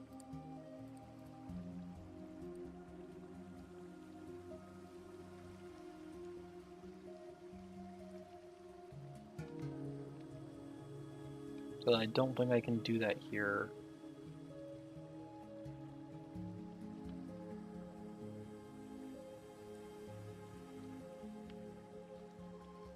Yeah, not seeing anything.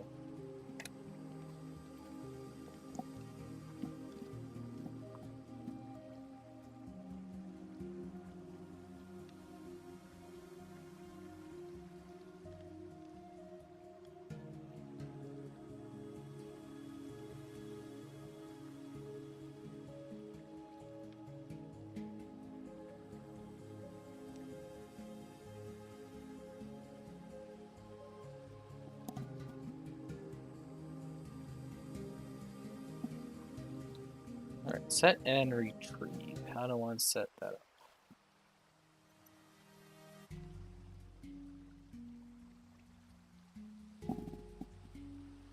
You know what? Actually, no. I was gonna go to like Google, type in set, and then type in retrieve and see what the first color that comes up is. And actually, I'm kind of leaning towards like yellow and green. Don't know why.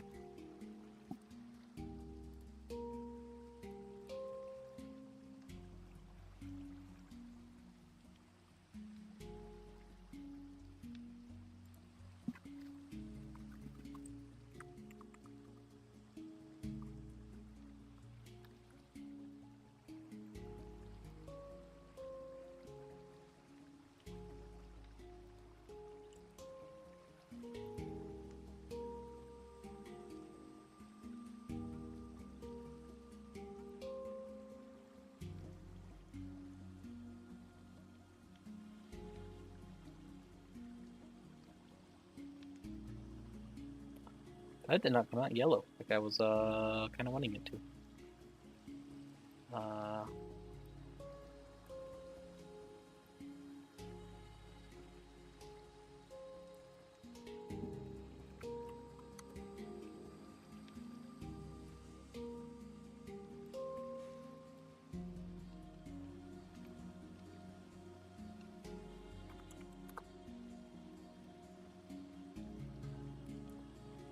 Nope, not that direction.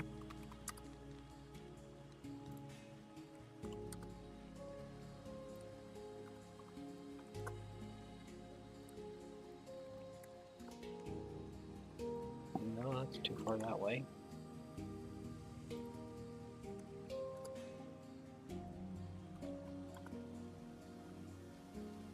Just this spot. Okay.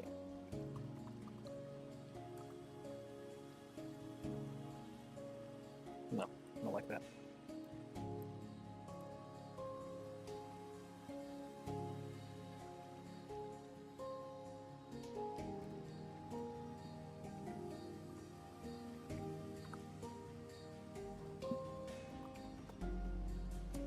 Don't know why that took me so long.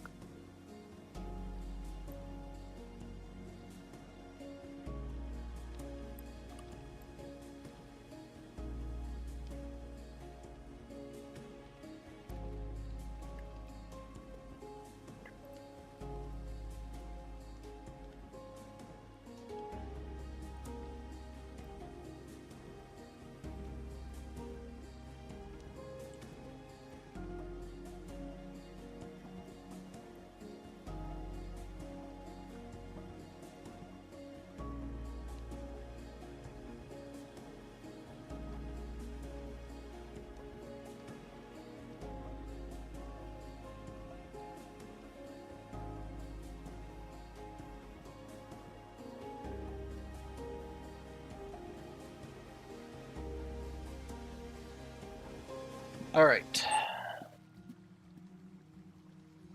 Move and erase. What color should I make them? Let's make erase pink. Like a, eraser.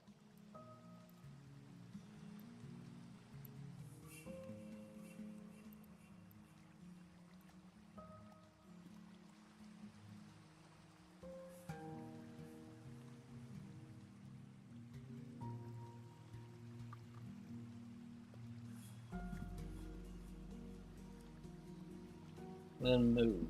What color should I make move? Go with a light blue. I don't know. Why not?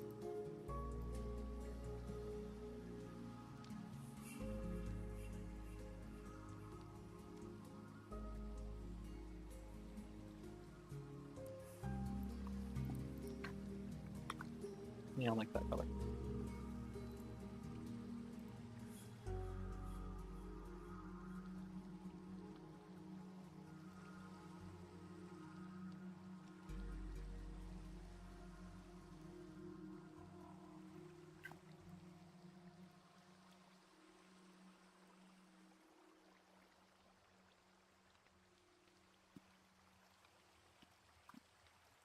Presets are going to get weird.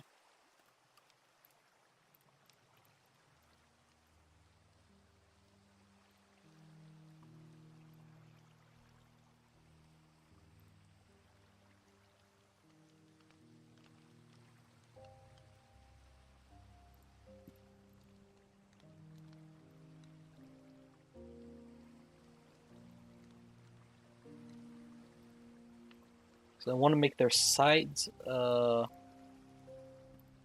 certain color. And then the top parts I'm going to do in the other program so that way I can add numbers.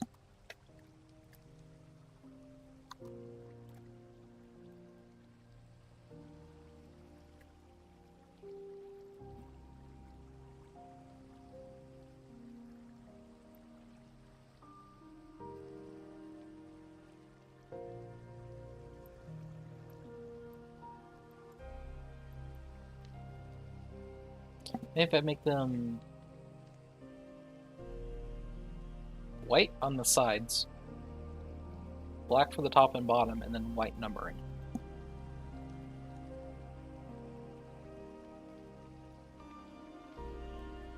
I don't know, let's see how that looks. Paint, paint, paint. Stop, stop, stop.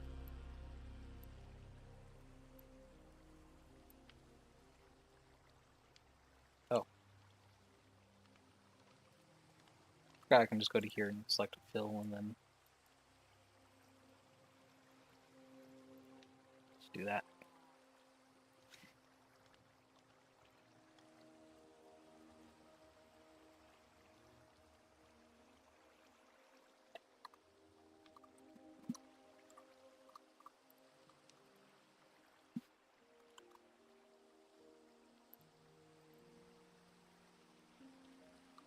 Now for oops,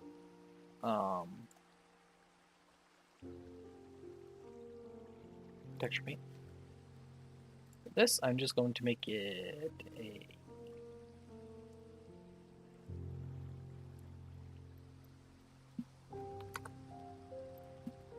light yellow.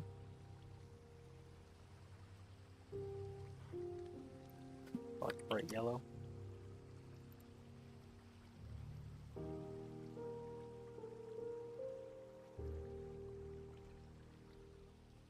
Or you know what? Actually, I'm gonna go with a. I know I don't want to use blue because it's one of the primary colors.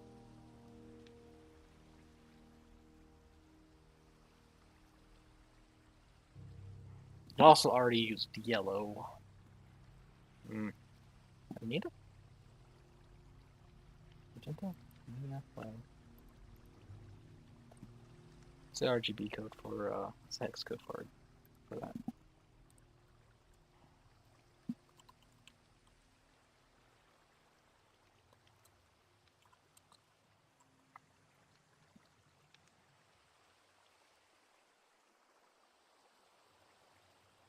FF00FF. Okay. So just no green. Alright, in that case, be gone. Green. Nice.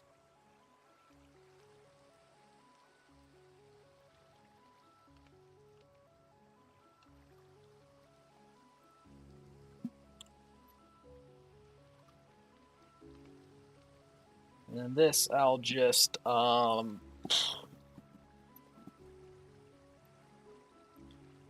make a dark blue for most of it.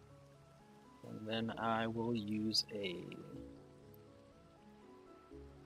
brighter blue for the areas that I want to put further detailing on, which is mainly these parts.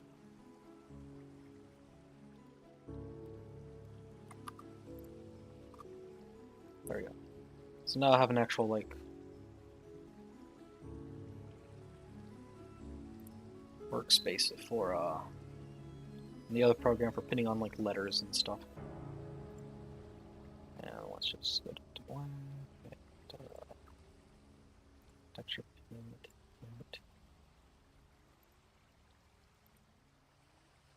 Just arrow up to which way is up.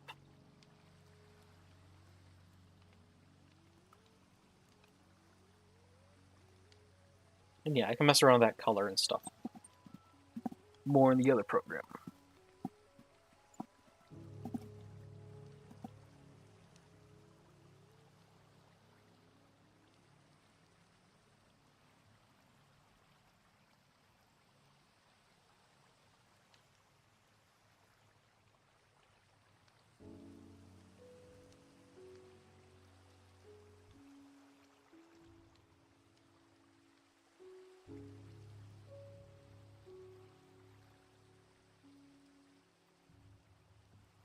Then I want to fill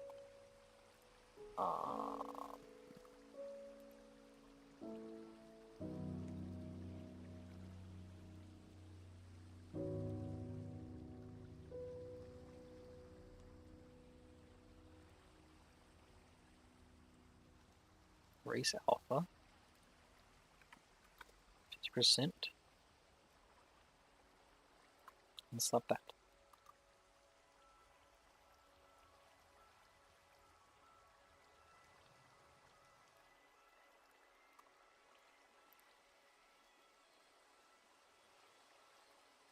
Oh, it's really pretty. Now let's give it a slight emission.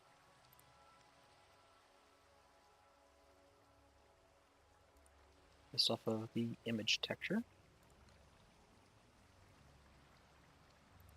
And let's just say 0.1. 0.5.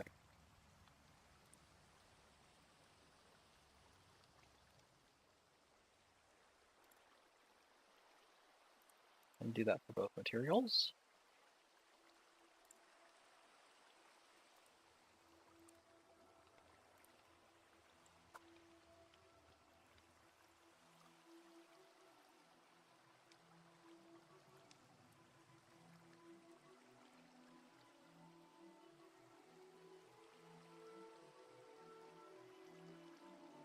Point 0.5 may be a bit much. 0.25. So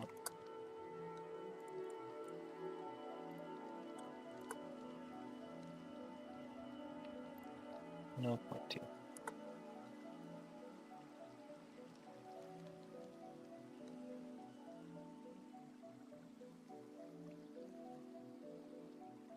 I like it. Numbers, letters, words, whatnot, I can add later on in the other program.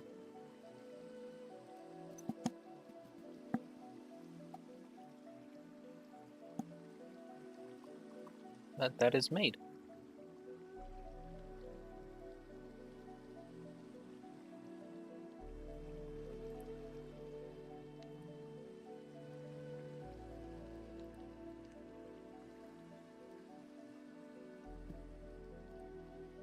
Oops.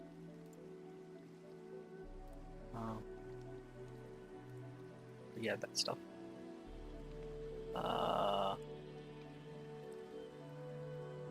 Shading. I know this gives like a fancy background and stuff.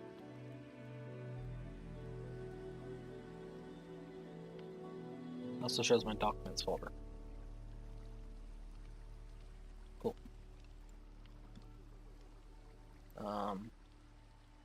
Bar, grid, X, Y.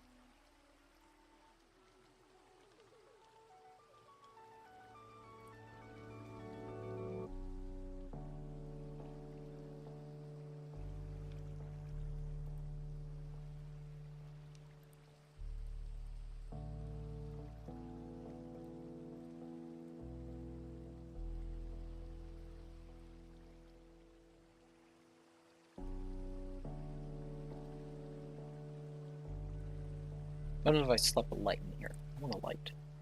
Or be light. Light. Point.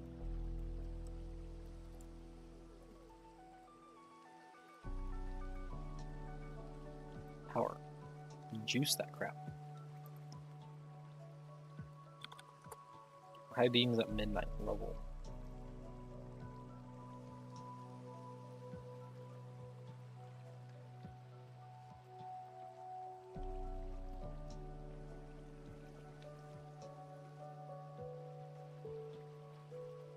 Yeah, looks good. I like it. Anything else I should add to it before going too much further?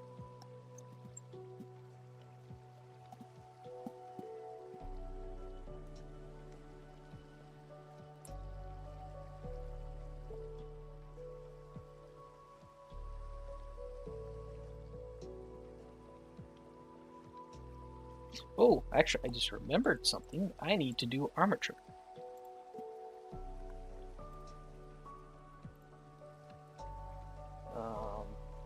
Add. Copyright it. It's a lot of work, I think.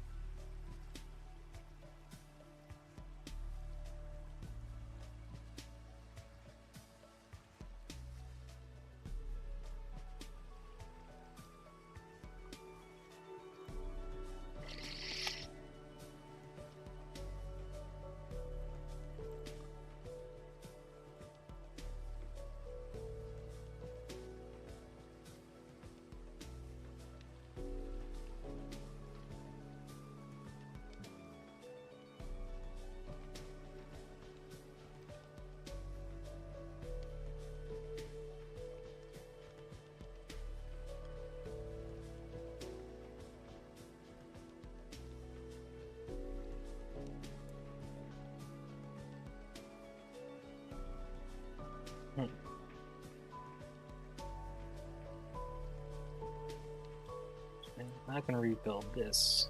I'm going to plan with it.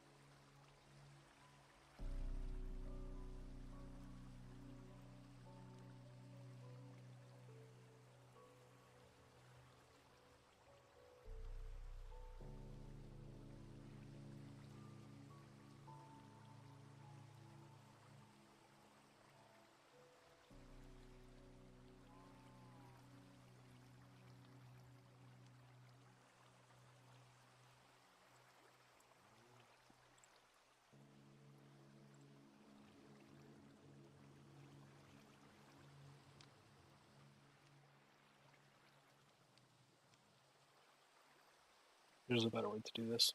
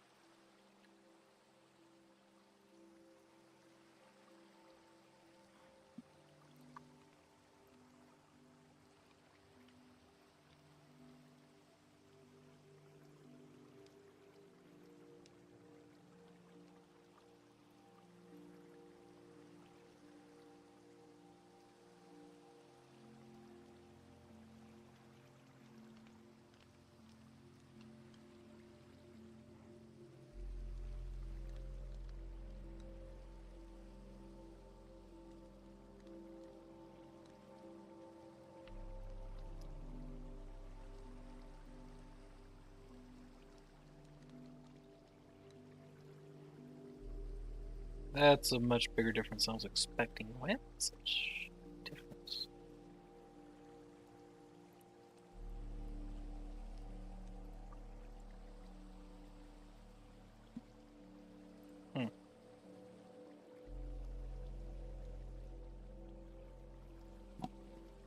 Because of the way I rotated them. How I rotated them compared to each other. What I really want is a line across from here to here. If I merge these three, I should have a center point. Give or take.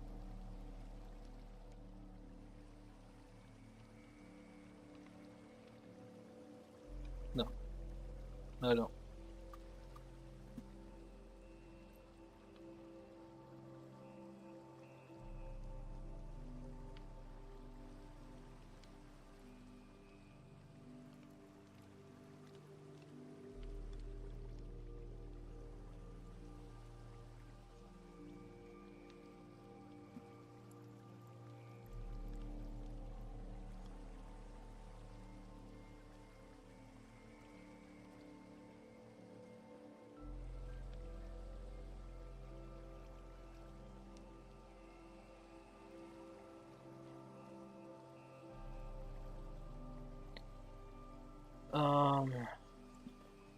Edge center.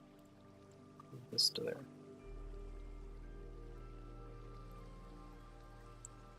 Delete all that nonsense.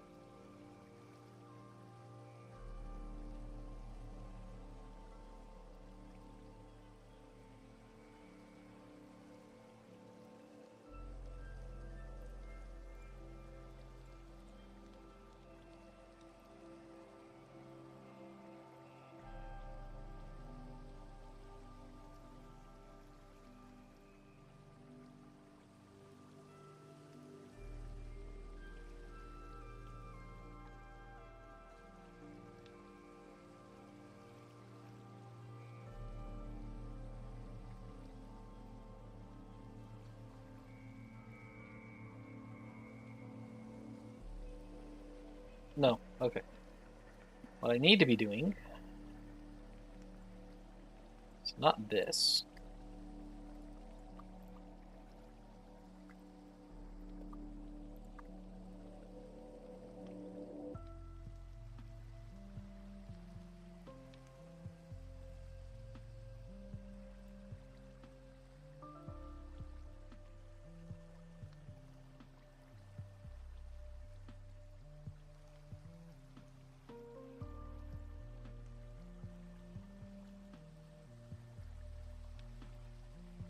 Nice stretch.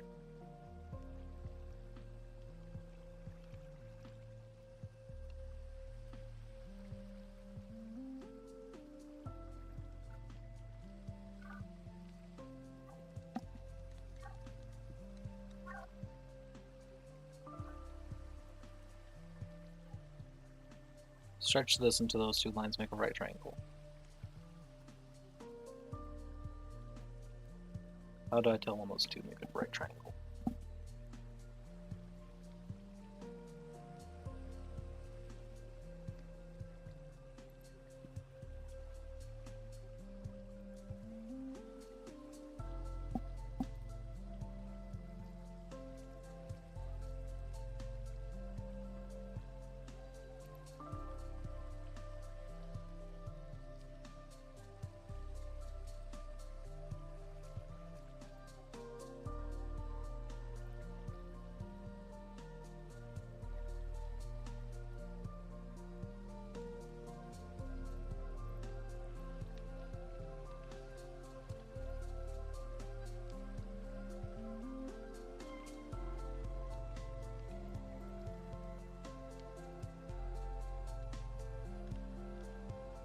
Wait, did I actually just land that right at a right angle? No, it's just... Both of those numbers would be the same anyways. I'm just being an idiot. Why am I drawing such a blank on ways to figure this out? And why is this thing not showing me the, Angle. Oh, there's the angle. Okay.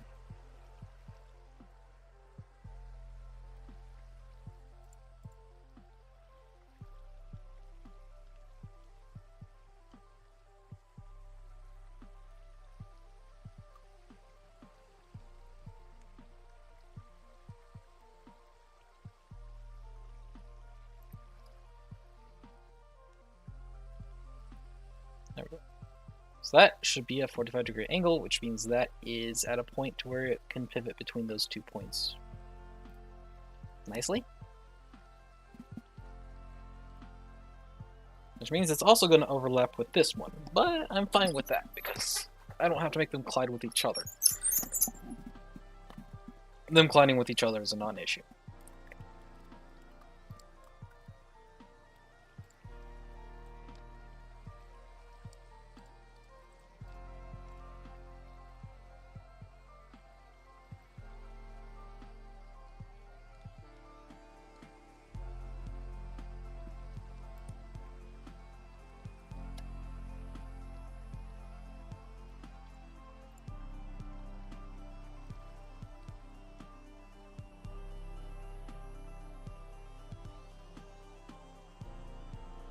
Alright.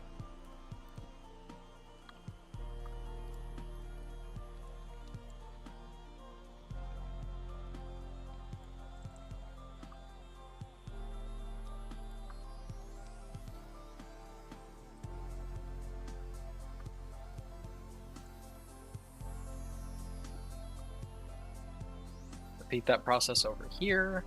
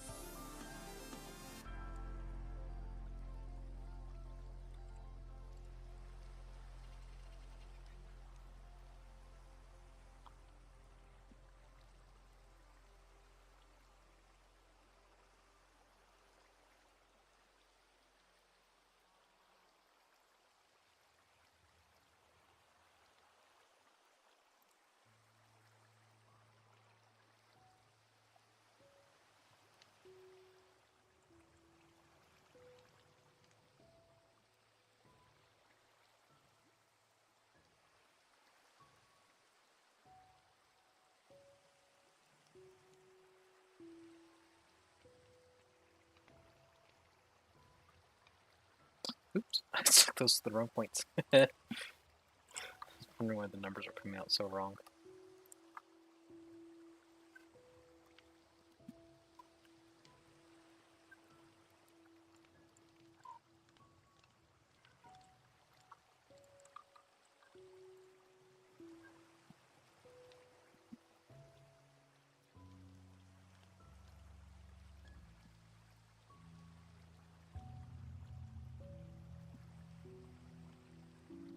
Alright, now with that, we head back to Armature.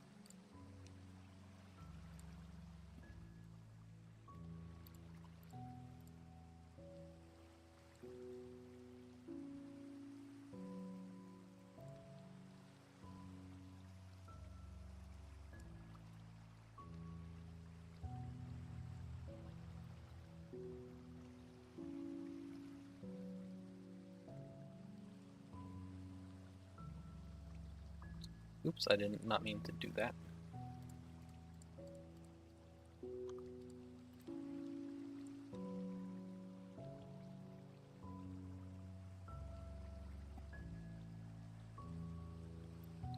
I need to go to here, relations, connected.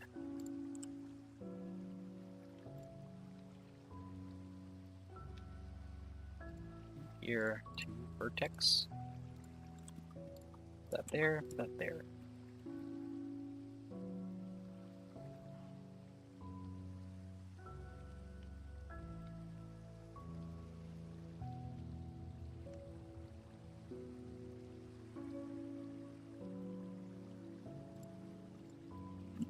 Rinse and repeat.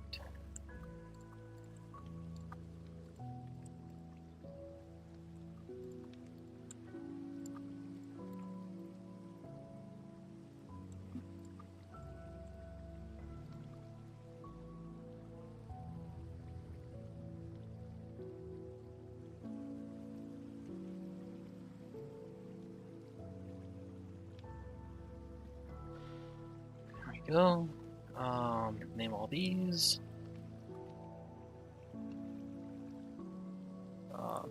This is pencil control pad folder. Pencil control pad.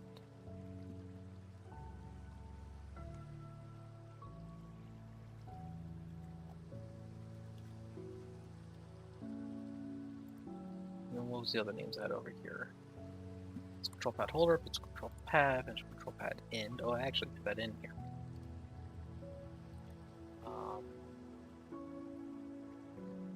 Subdivide.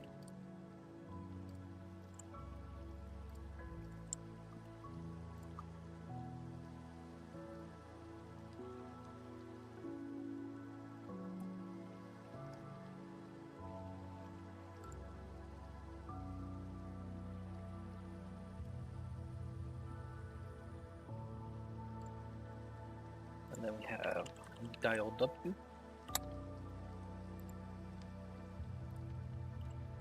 dial R, dial G, dial B.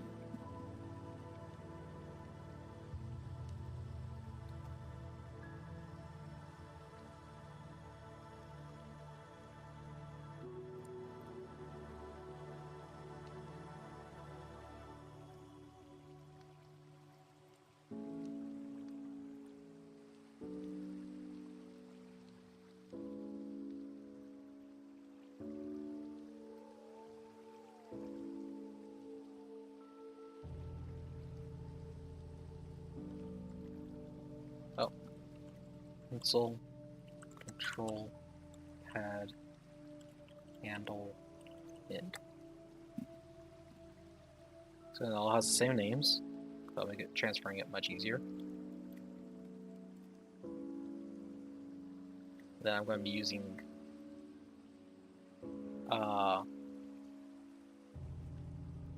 particles for that.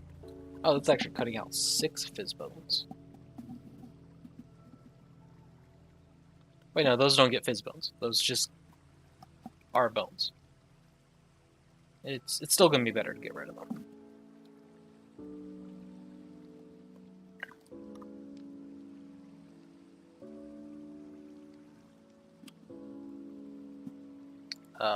Let's not see that anymore. I don't want to see that anymore.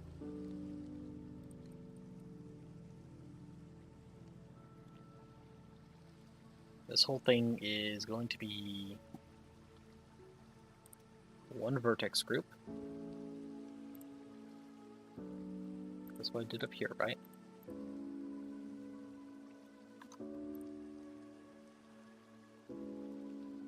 Oh, I had those as well. Oh, I had all those because I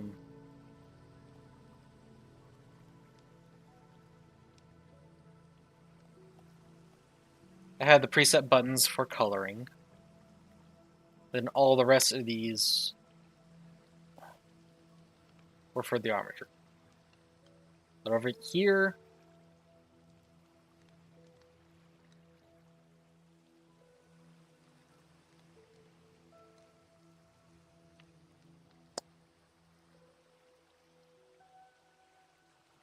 do I actually need something on the end of the dials?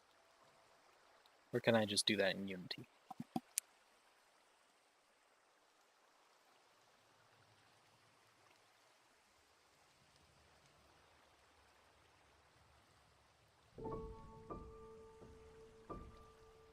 Crap. We are not done yet.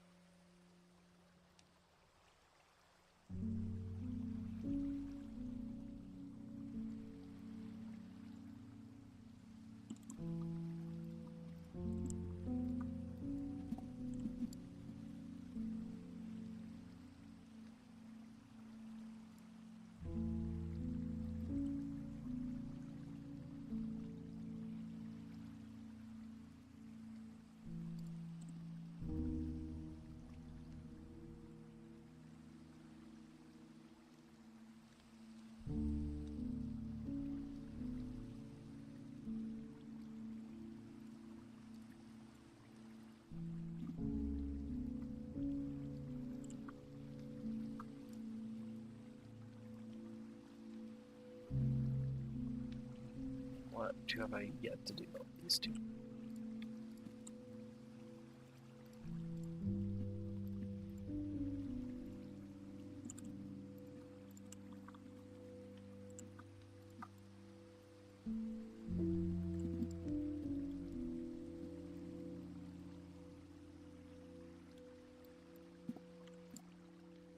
There we go, center.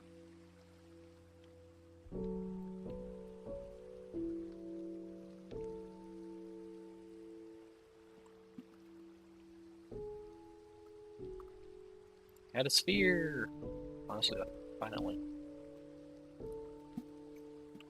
6 and 6, what does that look like? I don't like it. What about 3 and 3? I'll take it.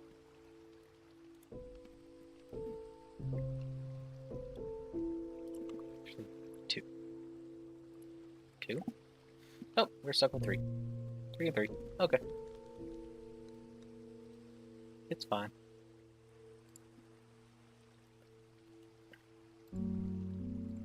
Snap to vertex. Snap center to vertex.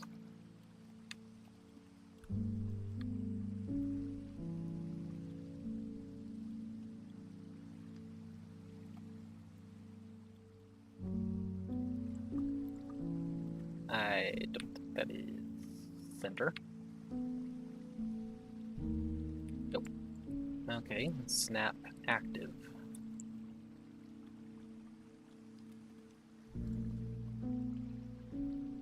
That's better. Then we want to rotate on this axis.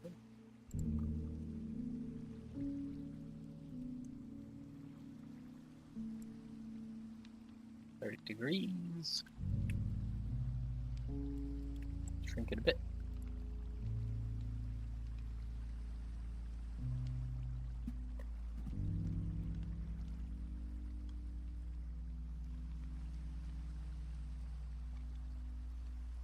And now we have a little thingy in there to bounce around, and why is it still not? Oops.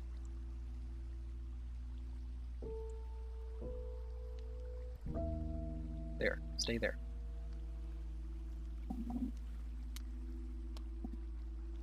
Alright, next. Repeat that a few times.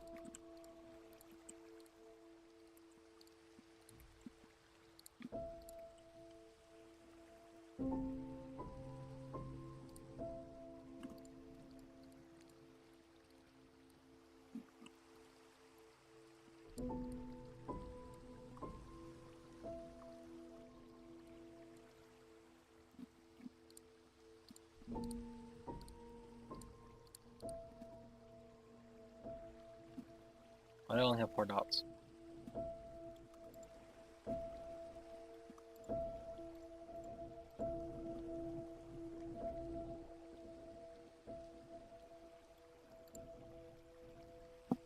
Because I'm looking at the armature.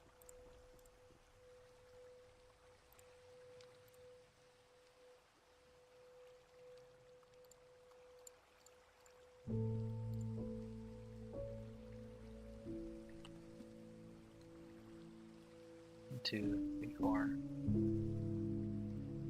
Should have 6 dots. Oh, I do have 6 dots. A few of them are just actually overlapping. If I take the median of these, it should be centered.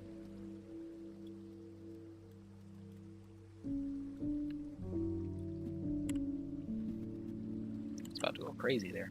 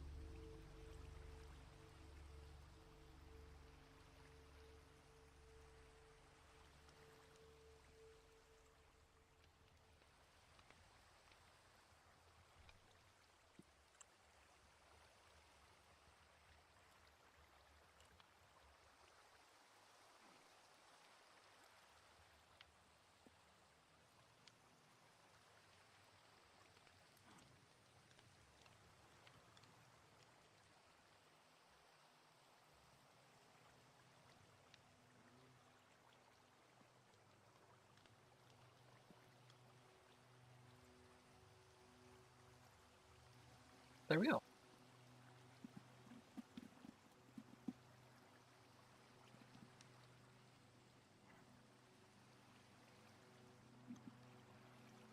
Oh. Rid of those. Next.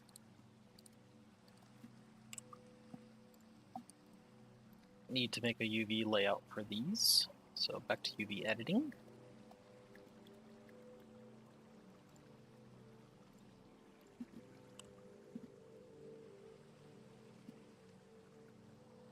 Honestly, that's really nice. I'll just, oh no.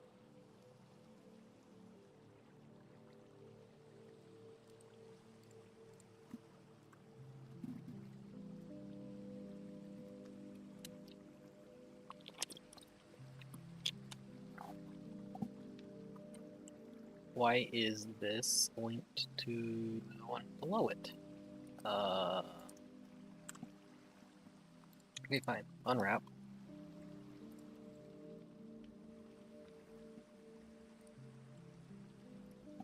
Bring it down a bit. Wrap. Bring it down.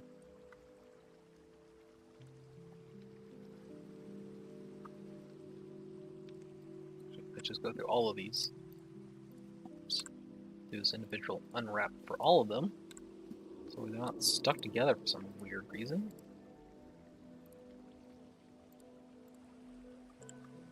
Select all of them.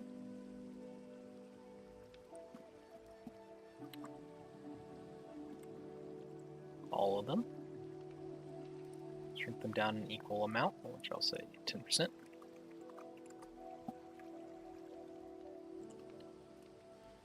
Come over here, select everything. Now to place them. This is the red one. Place it over here underneath red.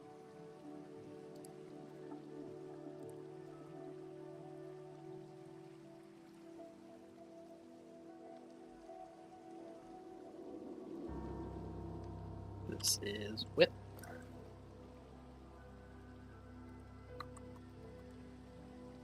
Forgot to actually track how much I shrunk that one by.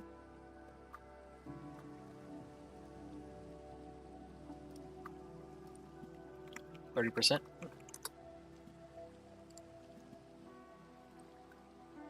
That's green. Why are you stuck to another one?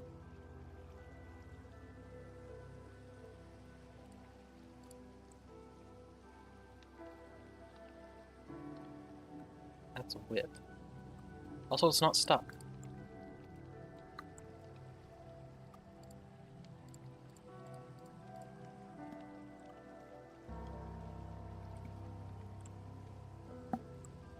Oh, now I see what's been happening.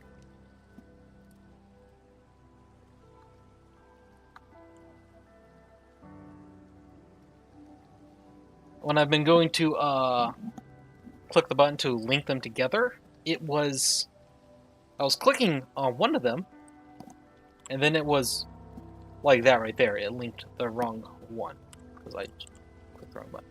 Anyways, this is blue, and this leaves green.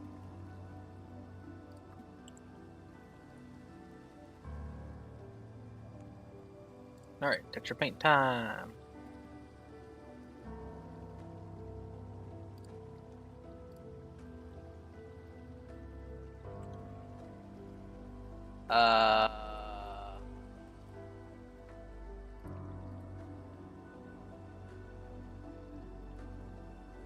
Where'd all my coloring go?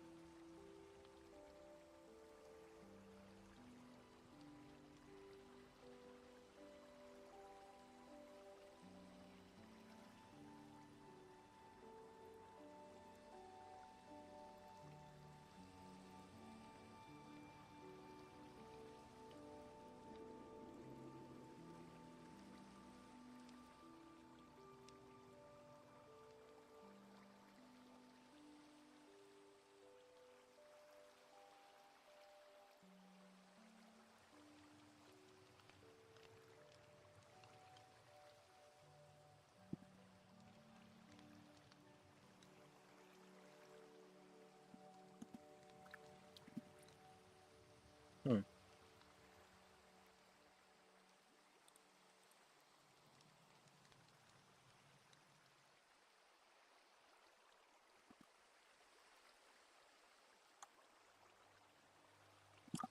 When did this happen? Uh,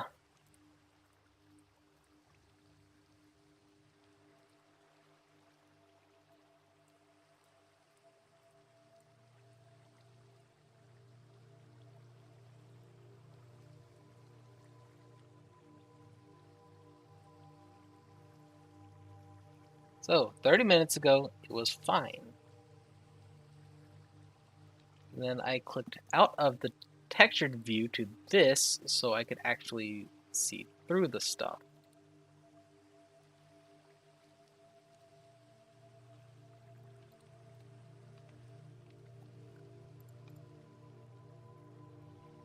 And then when I go back to look at the image is just gone.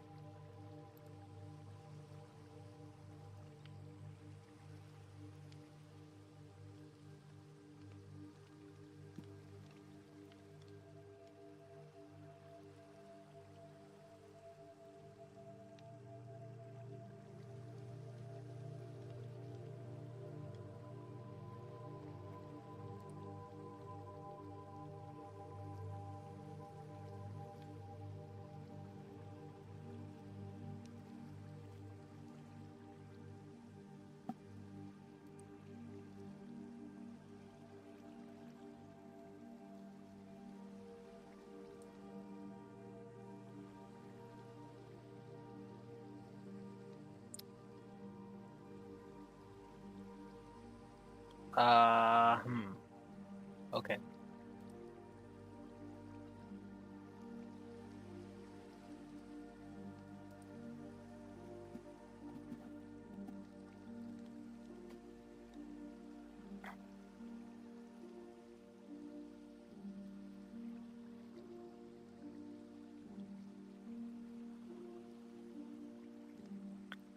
And of course, it auto-saved, like, as soon as I went to look at autosaves.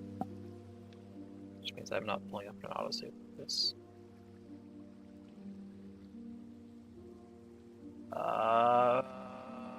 So we're doing that again.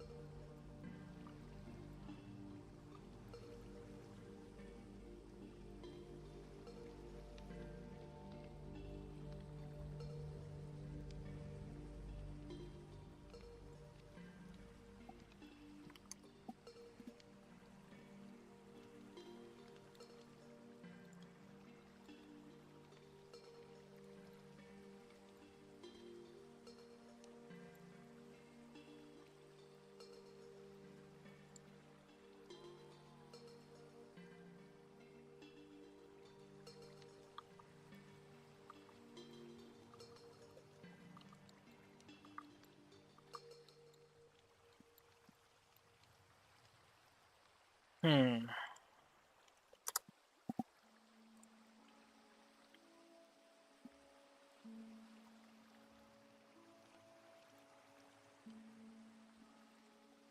I'm really sad. I feel like I did a good job on texturing it. Like, typically, I'd be like, oh, well, learn something new, do better next time. But, like, they just genuinely did good.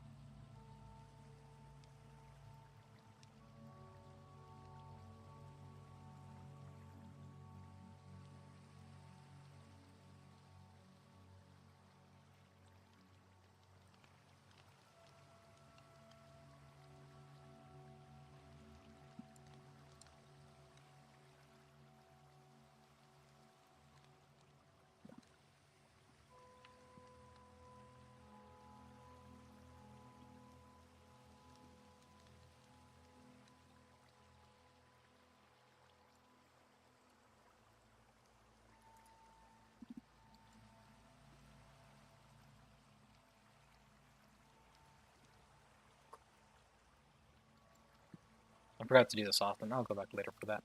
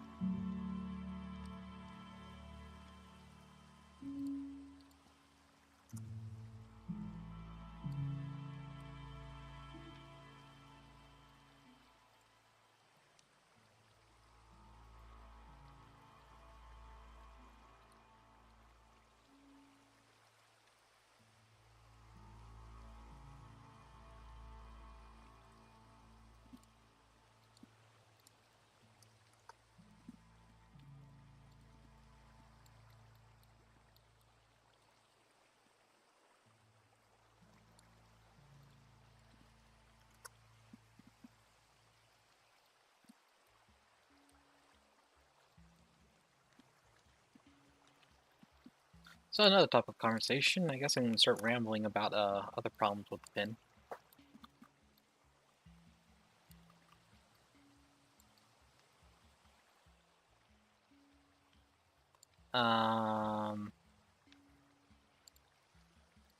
Currently I am stuck in a issue of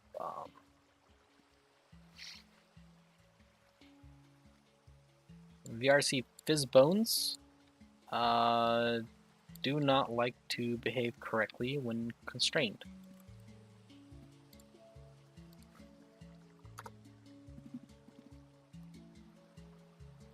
So anything that forces them to be within a certain area just kind of doesn't work sometimes. Especially constraining anything to the world. Like, it just really doesn't like that. It, for the most part, behaves correctly, but things don't stretch the way they should. Colliders don't quite work. Things don't stretch, stuff like that. Which is unfortunate, because that's a very integral part to, pin.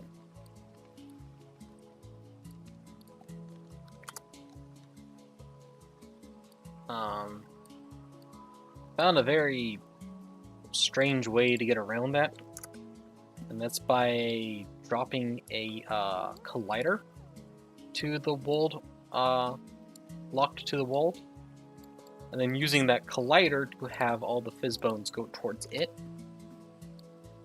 So that way then the Fizzbones are not being constrained to the world origin, but they're still being held in place. As by them stretching, if I move away, the Fizzbone at the very bottom, or top, however you want to look at the hierarchy, the highest parent one,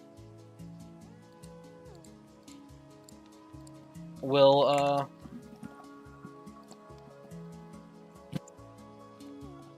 basically, while it will move with me, the end of it, which is the origin for everything else, will constantly be stretched to that collider.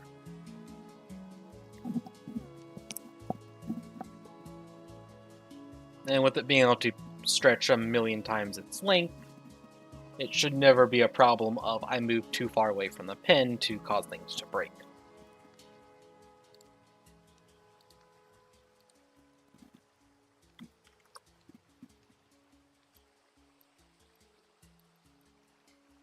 Issue with that is I'm running into the issue of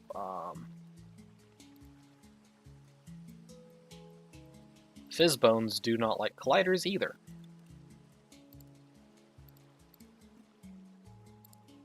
At least the inside bounded colliders.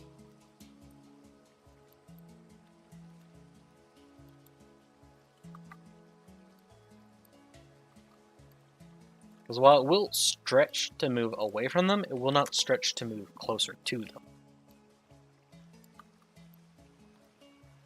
I can just manually move the Fizzbone closer, and it will stay at that closer distance, but it will not inherently, via just the Fizzbone and Collider alone, without any input, it will not move towards the Collider. Which is weird.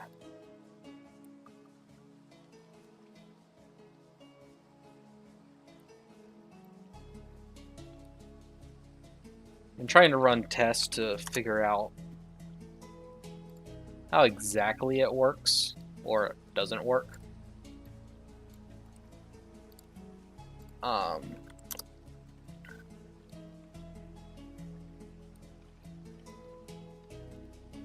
But apparently you can't animate certain properties of Fizzbones and Fizzbone colliders. So it's hard to actually alter them in VRChat, to see how they react and whatnot.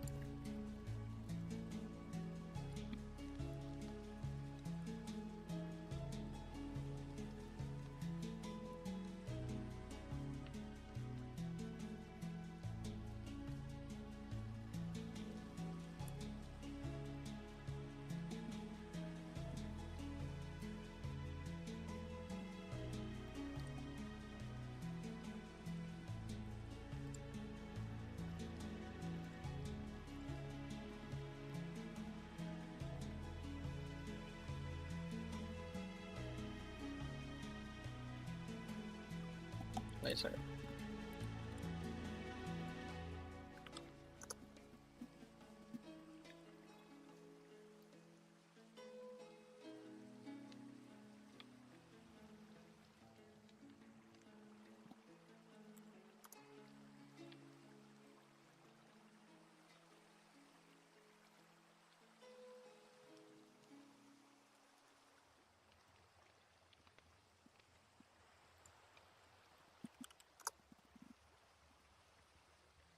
That's where I'm currently stuck at with the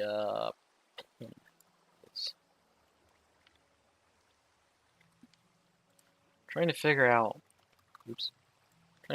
why this stuff isn't lining up.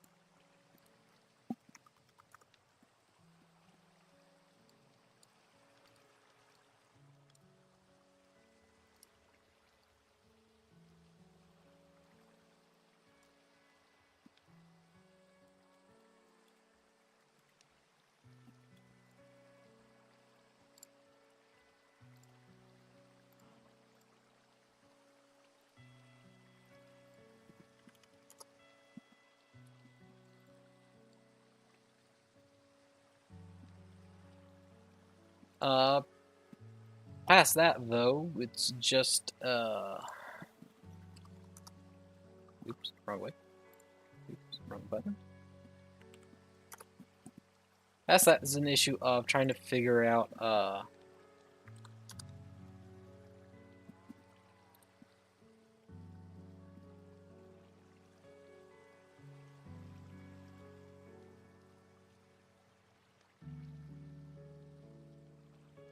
wait, which one did I make green and which one did I make yellow last time? Don't think it really matters.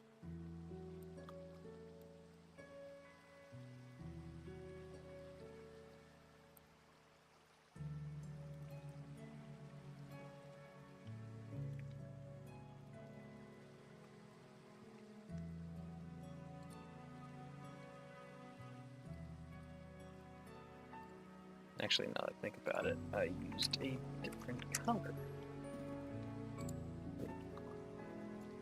Use this. Let me just quickly solve. What? Oh.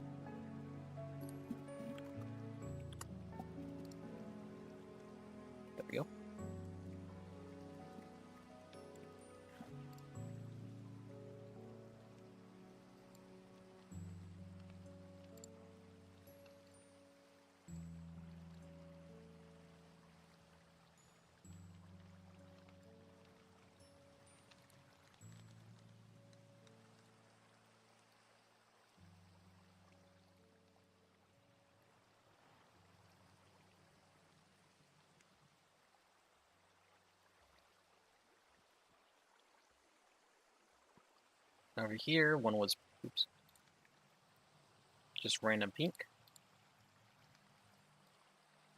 Just randomly pick some spot around there. So move, and then for this one, I made it some random blue, right? Yeah.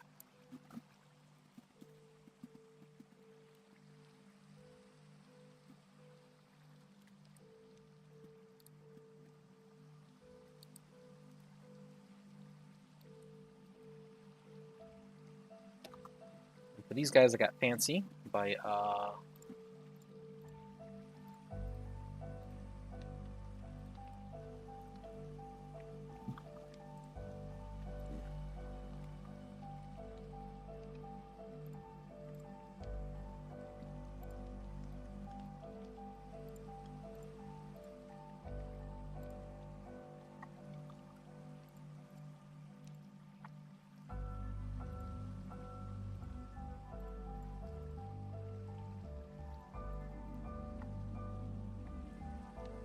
yep, like that.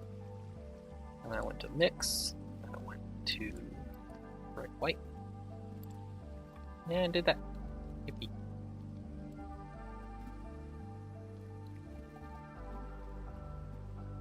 Alright. Next.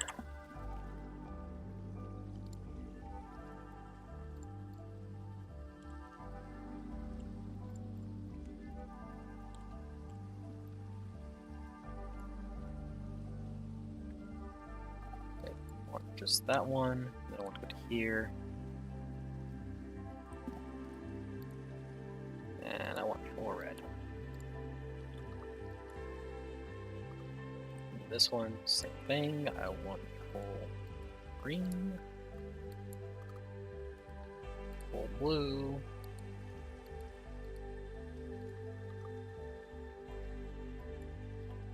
and this one just pure white.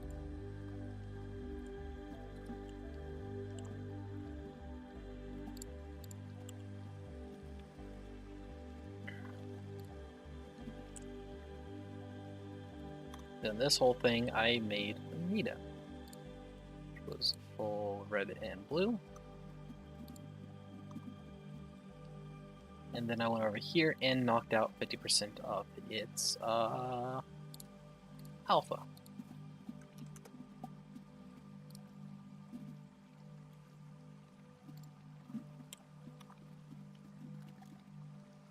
And this I just picked a nice blue, nice dark blue.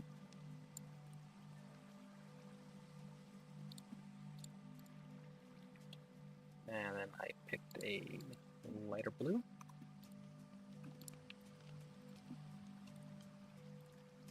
For these spots.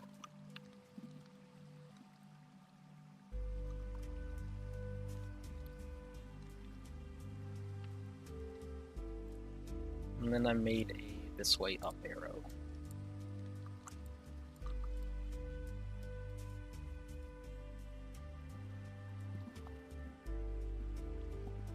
And we are back.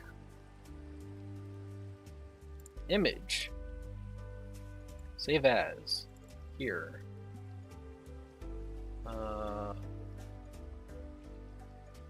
Yes. Image is saved. It will not get destroyed again. Anyways. That is all done. Oh, no, it is not. It is not all done. Yet. Now I need to go back to here. Edit mode. And it's time to name things. Like this vertex group, which will be dial G. Assign.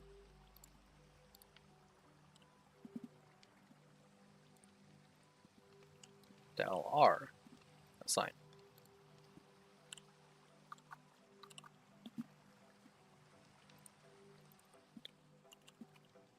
Dial B.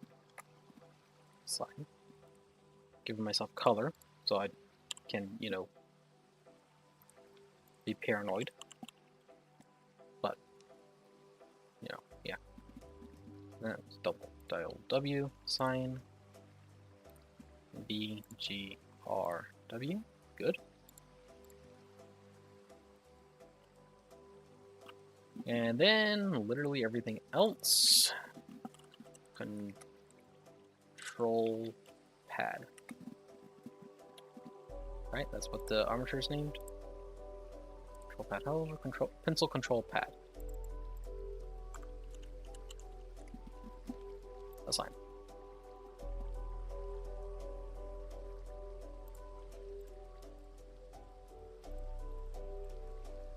Select these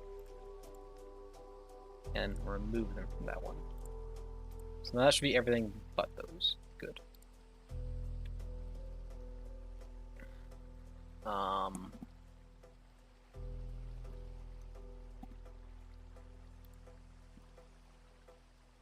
Next, we bring back the armature, which is all set up correctly. Select that, select this, armature deform. Now we go to pose mode, and things should just work. Right? Yes. A little jump boots back and forth.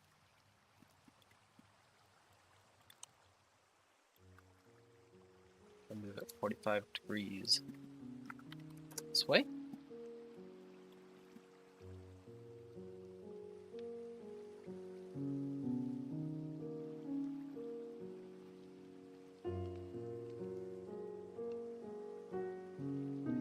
That's slightly annoying. I'll fix that later if I ever revisit it. I don't really feel like it at the moment.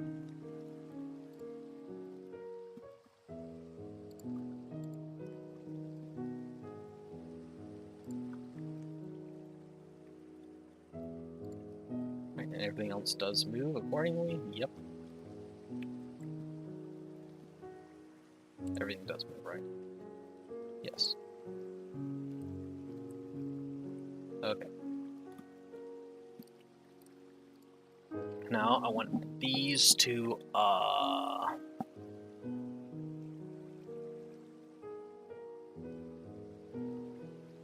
do I make that like apply? Yes, apply pose as rest pose. That was the wrong thing.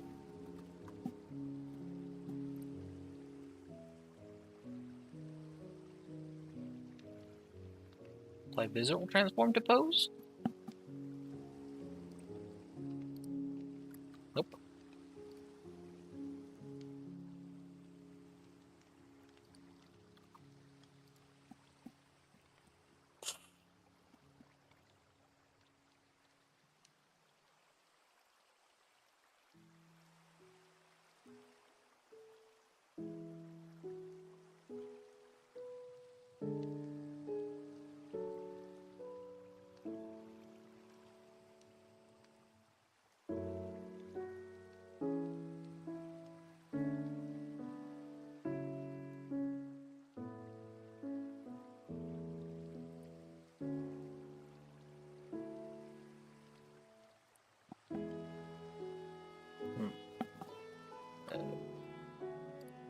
Okay, how do I do that again? How do I do that? Oh, it's right. Go to here and then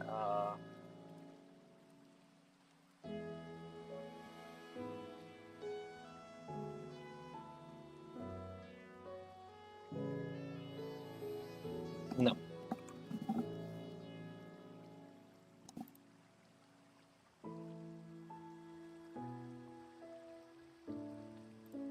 Save as shape key.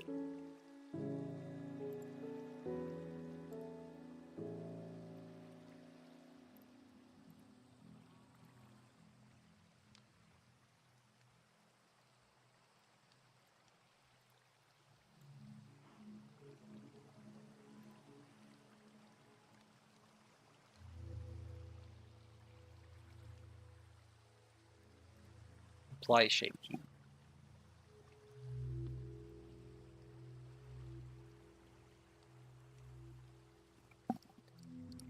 Then we go back to here, pose, apply as rest pose.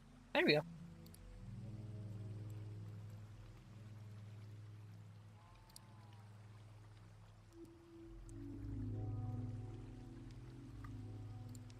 Now this has a full 90 degrees of rotation. Right, the old one had 180 degrees of rotation. Whatever, it works the same. Doesn't it? It doesn't. No, it doesn't. Because I needed it to go to 180 degrees because that made a full thing of 0 to 100 for angle, which I was using for that.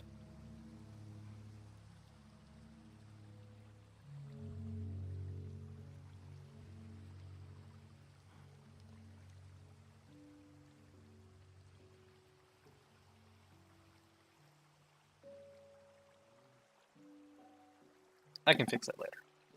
I can find a way around that.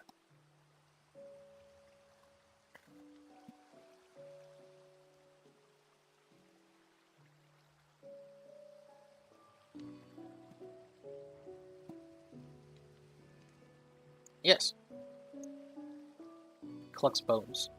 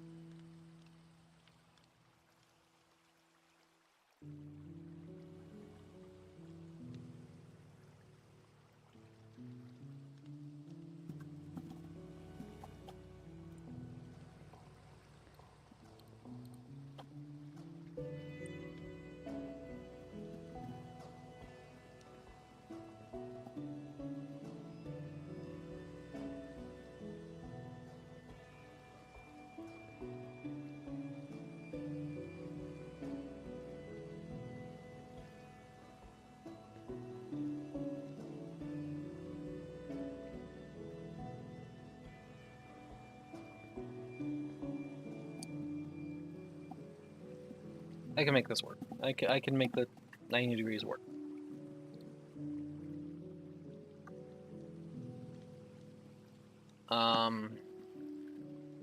Yes.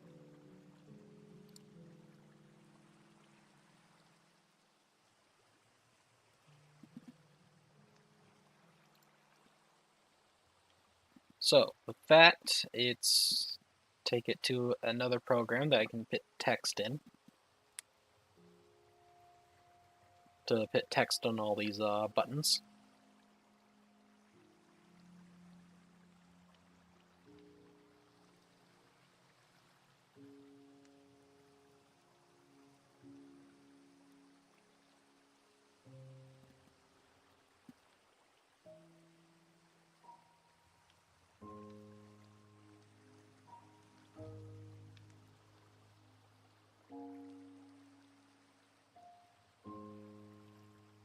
Yeah. But other than that, I have everything needed. Should be able to just slap this in and like 80% of it will just work. And the other shouldn't be that hard.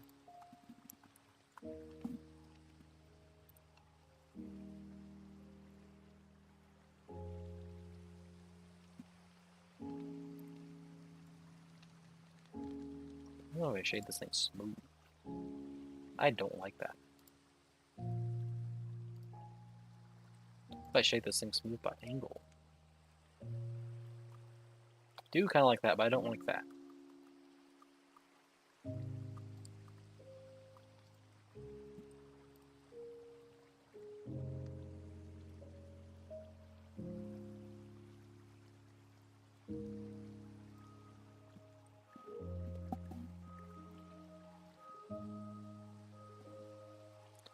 Alright, I think that's gonna be it for today. I got this neat little thing made.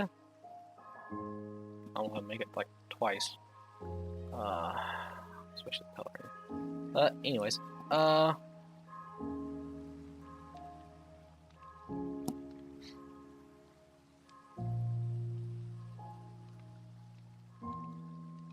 this, I can go to here, export, FBX, and slap it in the folder with the rest of the stuff. Only visible objects.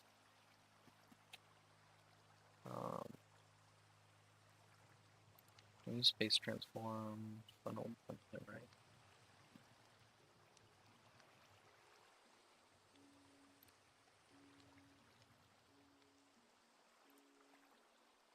I have leaf bones. Yeah, I'll probably need leaf bones. Don't need animation.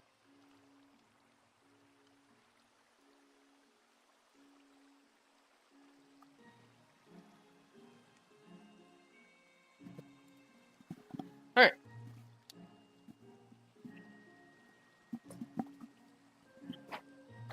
That is set up and ready to go. Now I just have to figure out the last few issues, and then I'll probably make a stream of me slapping the whole thing together for whenever I'm confident that like I'll be able to actually do like a final set of assembly, which requires me figuring out all the other issues. That is probably gonna take like a week. It's taken me a few days already. But yeah. How many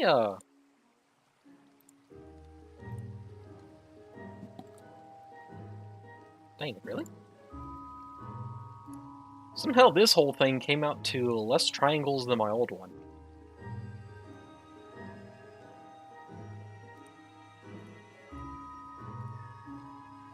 So I cut out 6 fizz bones and like 170 triangles. That's pretty good. I'm happy with that.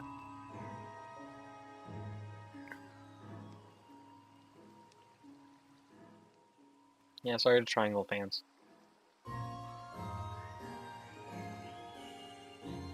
That just aren't efficient.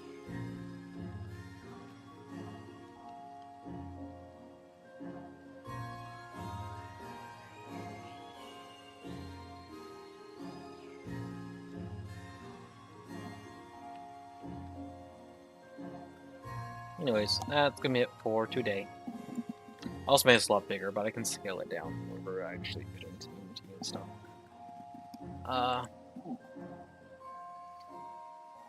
Yeah, I will do more of this project once I'm at a point of I think streaming it would actually be interesting and not just a 3-day long stream of me slamming my head into a wall to try to figure things out.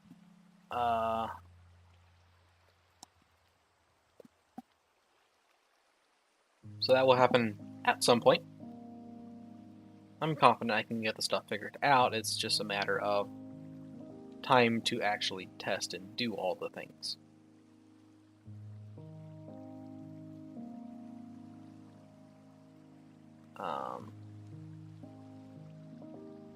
My next stream will be tomorrow, Friday, with Hollow Knight Silksong.